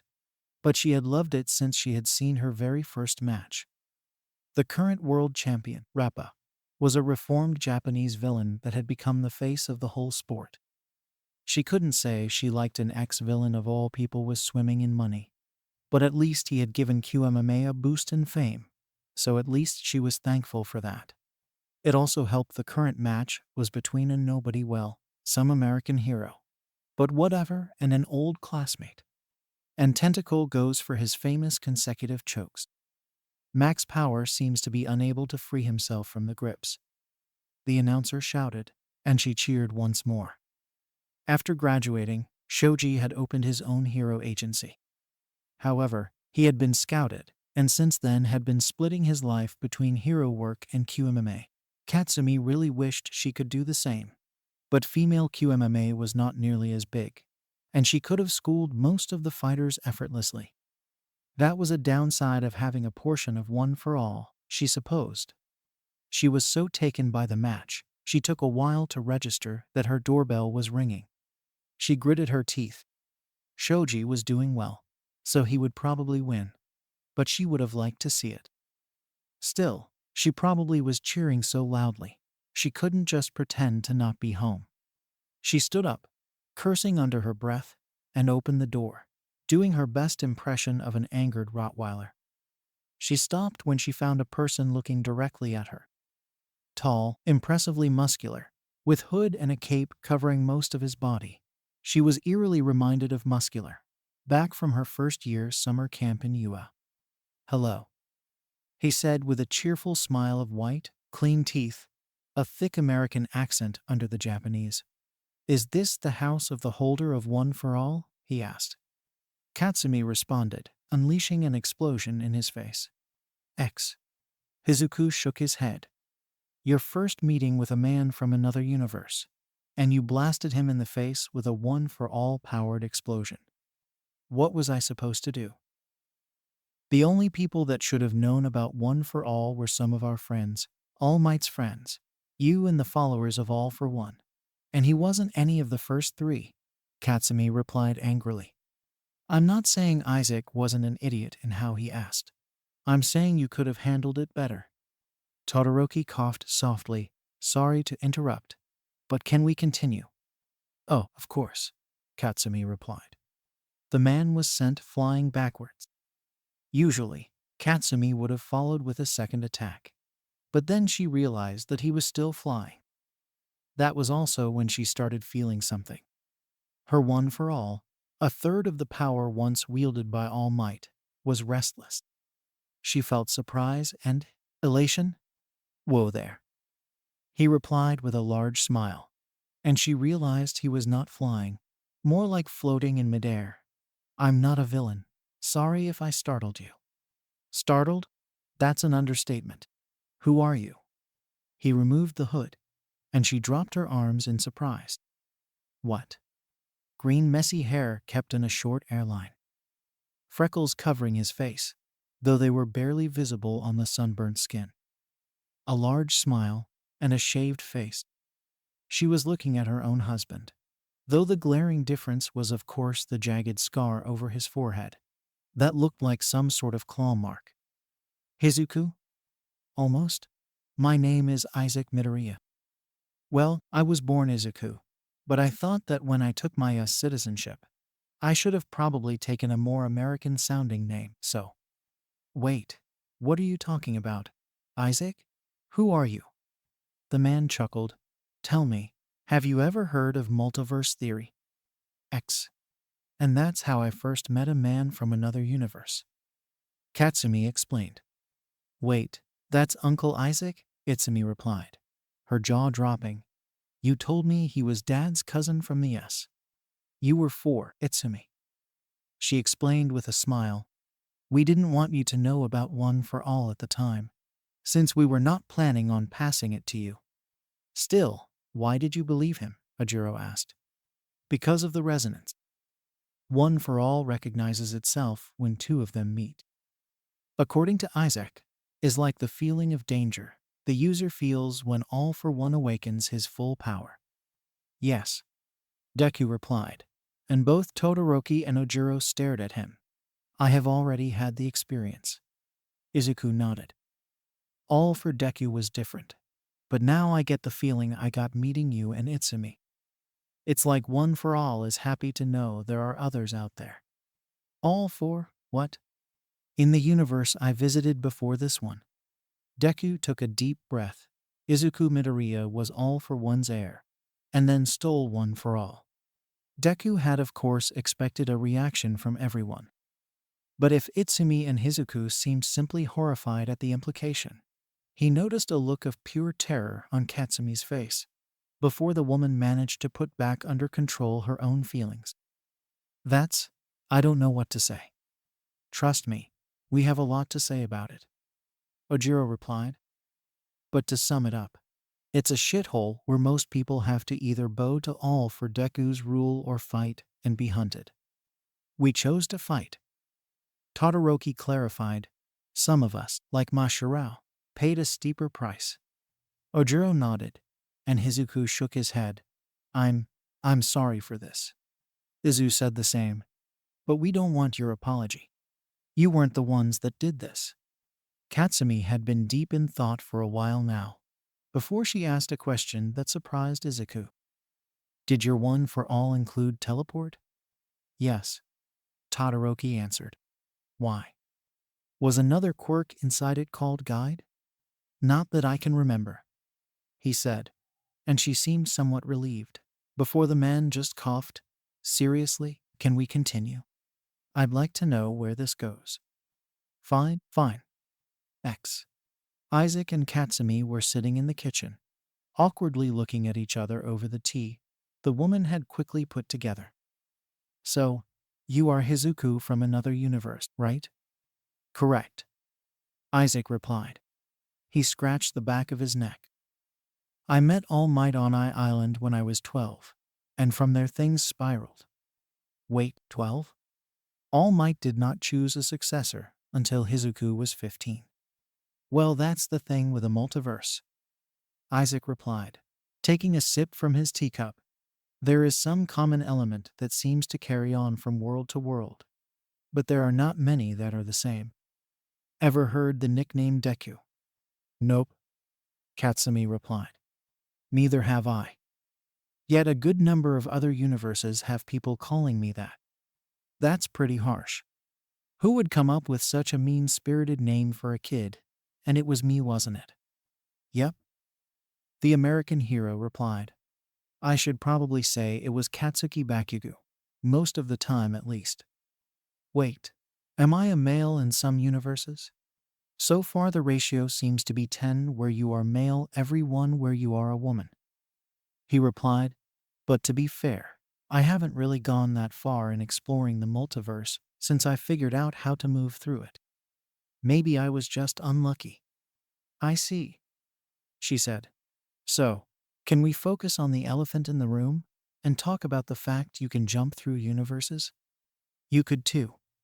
It depends what quirks you have in your one for all, he replied. There is a perfect combination, which is teleport and guide. Ever heard of one of those? We have guide, Katsumi replied. Not teleport. At least I don't. But Iron, Hakyu, and All Might never mentioned it either. Right. This is a universe where you can share one for all. That's so mind-blowing. The American Midoriya commented. X. It really is. How does that work? Izuku asked, interrupting Katsumi's story. He heard Todoroki groan loudly from his side. We can give away a selected portion of one for all to someone else. The limitation is that you can only split it in as many parts as predecessors it contains.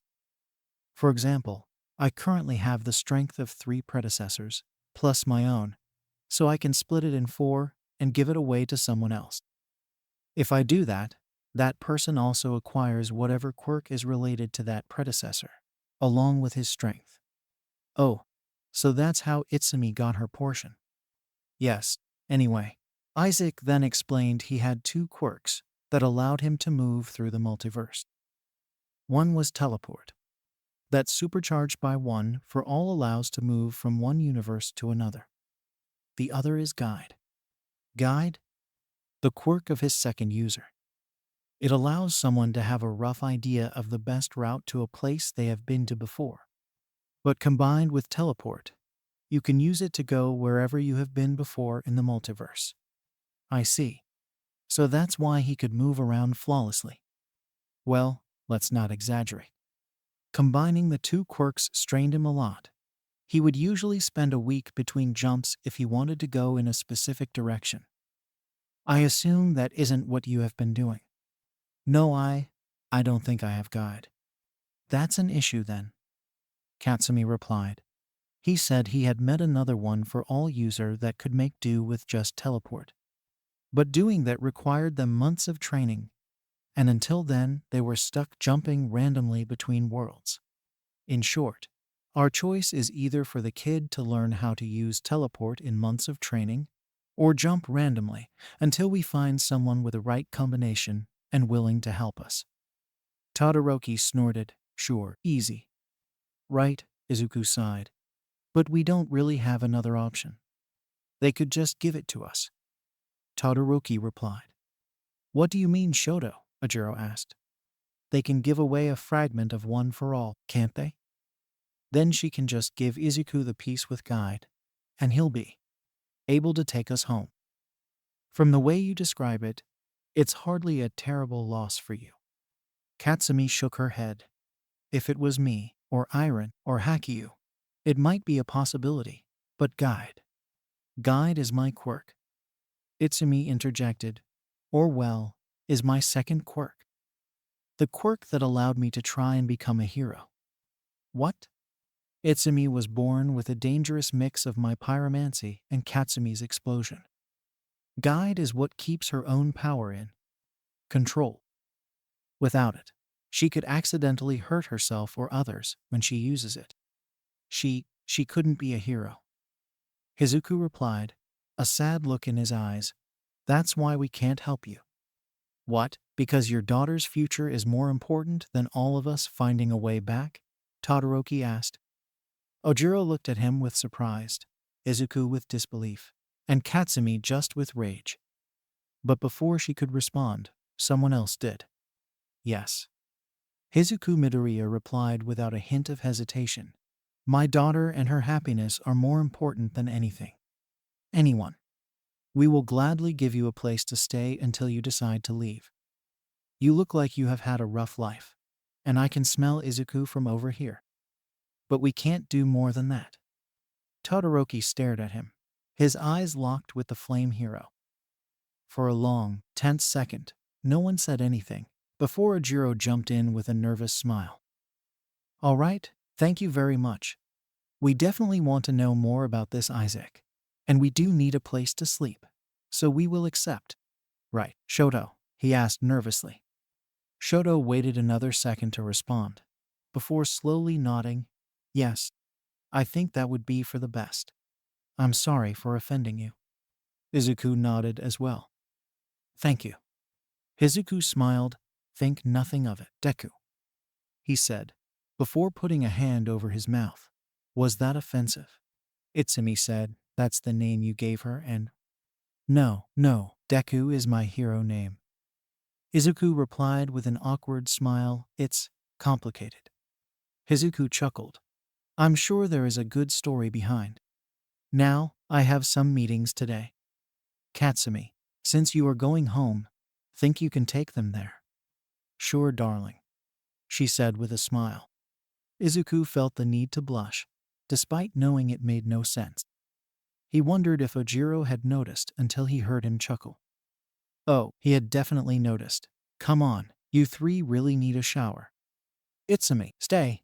You should go back to your job. I think Shiro is coming here to start the internship later today. Itsumi nodded, but Izuku noticed her staring at him as they left. He waved at her with what he hoped came across as a reassuring smile before leaving. but he noticed she seemed deep in thought. X. The drive with Katsumi Bakugo started with something Izuku had not expected. An apology. "I'm sorry," she said. "I know we must sound like selfish parents. But Itsumi, she always wanted to be a hero. But the quirk she was born with almost blew away her entire arm when it first awoke, and she never got better.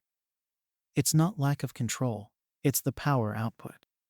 I guess that's the disadvantage with having two parents with strong quirk. She needs guide."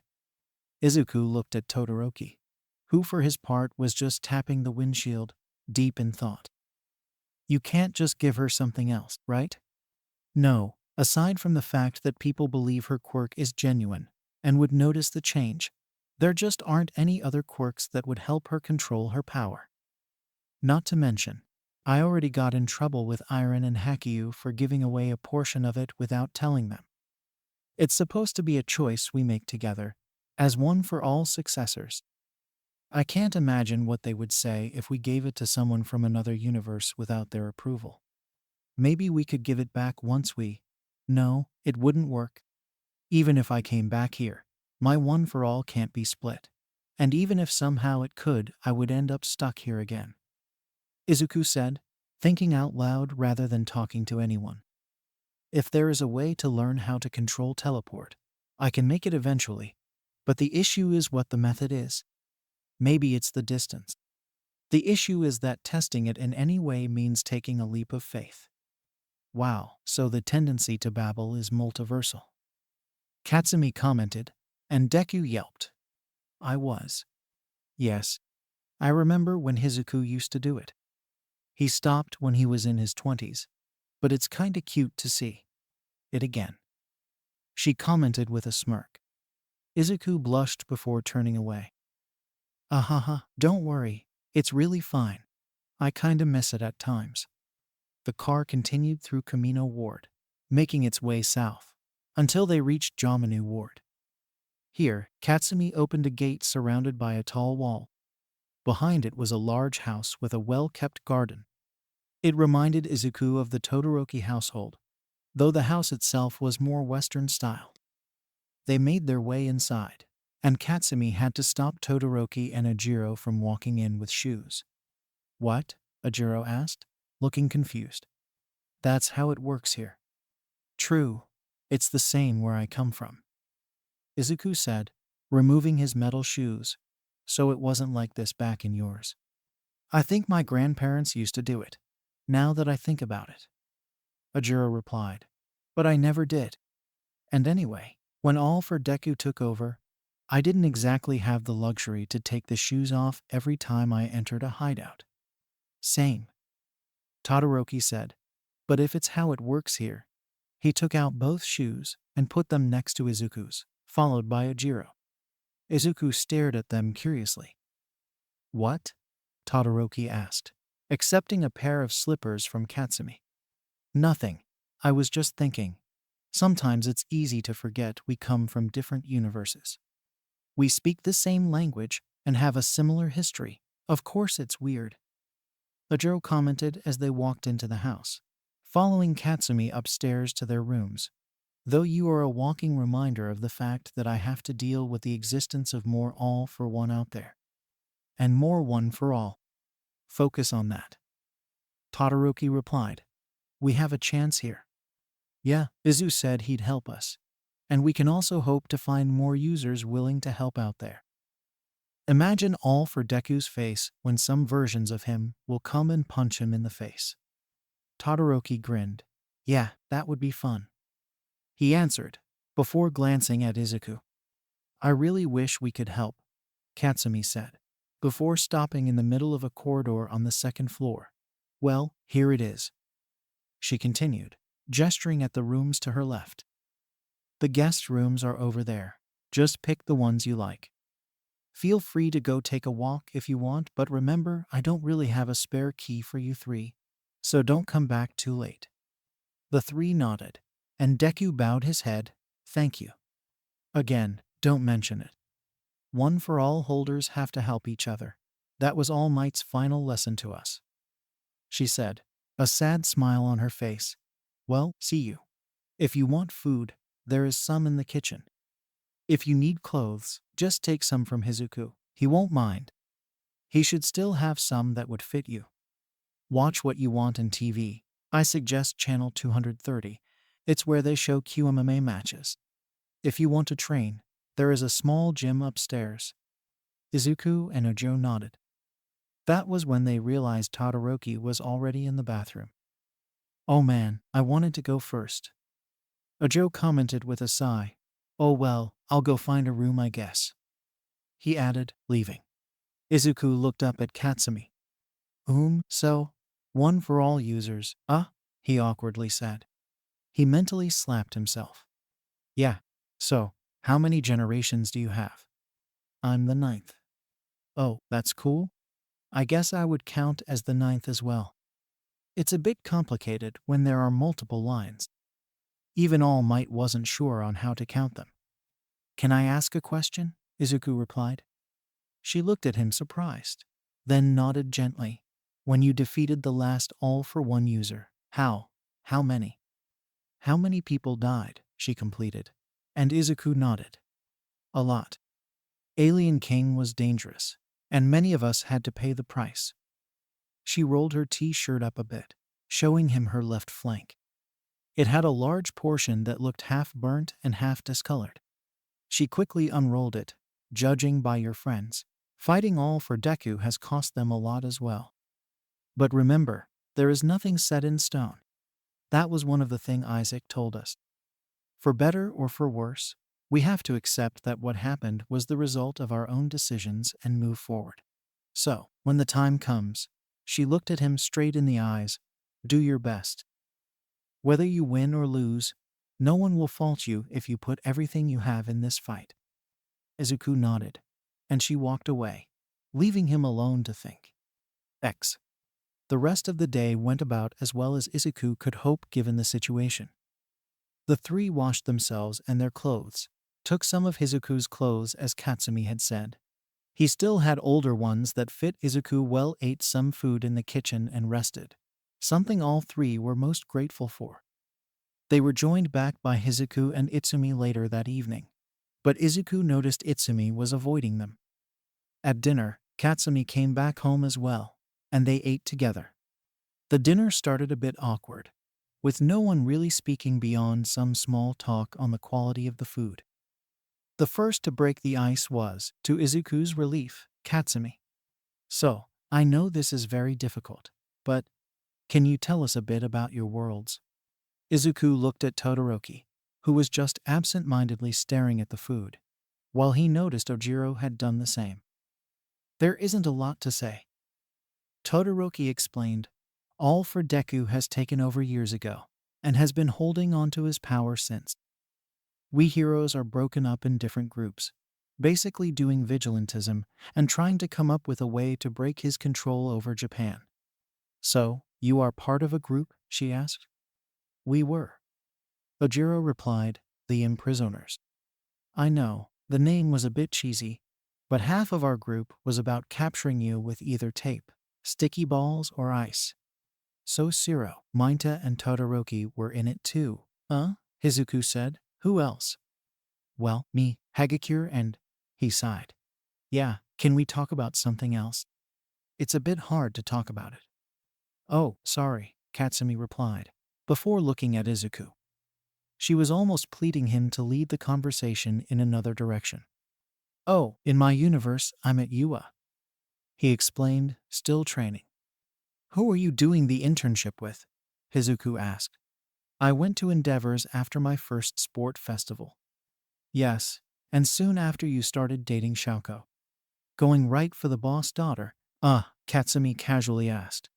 Izuku froze in place. Todoroki, he could tell from the cold even without looking down, had literally frozen half of his chair. As for Ojiro, he had taken a colossal spit take and was now apologizing while cleaning the table and laughing audibly. Come on, it didn't last long. Izuku said defensively. And to be honest, you shouldn't have brought it up with them here. Oh shit, you are right, she said. But Izuku noticed that there was a smile on her face as she looked in Todoroki's direction, before she quickly put it under control and turned to a more neutral expression, apologizing. "It's not a problem," Izuku said quickly, though he was pretty sure the apology was for Todoroki. Ojiro seemed as amused as she was at this point. "But I'm at Endeavor's agency too." "Well, I was at Sir Nitai's agency first, but, well, he passed away after a villain fight."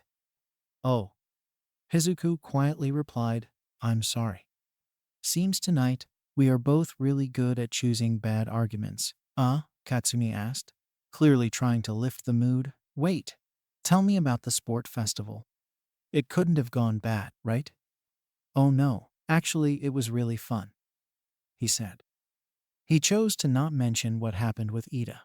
After all, it had nothing to do with the festival itself. "Who won?" Ojiro asked. "Well, Bakugo got first place." "Ah," Katsumi shouted. "In your face, Hizu. 2-1. Wasn't you? Doesn't count," he just replied, taking a sip from his glass. Izuku clearly noticed his amused expression. "Todoroki won our first-year tournament," Ojiro added. Shoto just nodded. The rest of the night went on like that, with the five of them trying to piece together a conversation while avoiding the more difficult topics. It was mostly Katsumi and Ojiro asking questions, and the other three answering, although Shoto was by far the least talkative. It was only at the end of the dinner that Izuku noticed Itsumi had not spoken once.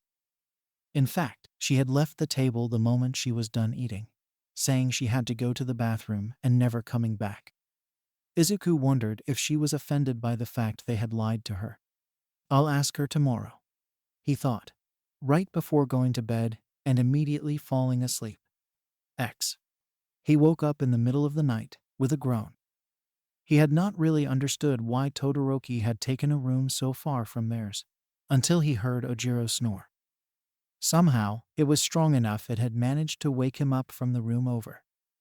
With another groan, wondering how he had slept in the same car as the man, he stood up and decided to go to the kitchen to drink some water before trying to sleep again. Otherwise, he was going to try to sleep on the couch. Izuku walked downstairs and was surprised to see the light in the kitchen was on.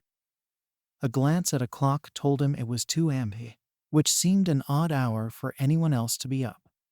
Once he was closer, he started to hear the voices. It was Itsumi, Izuku, and Katsumi, whispering. He was about to reveal himself when Itsumi raised her voice enough he could hear her. "But why did you have to lie to them?" she asked, her voice angry. He froze.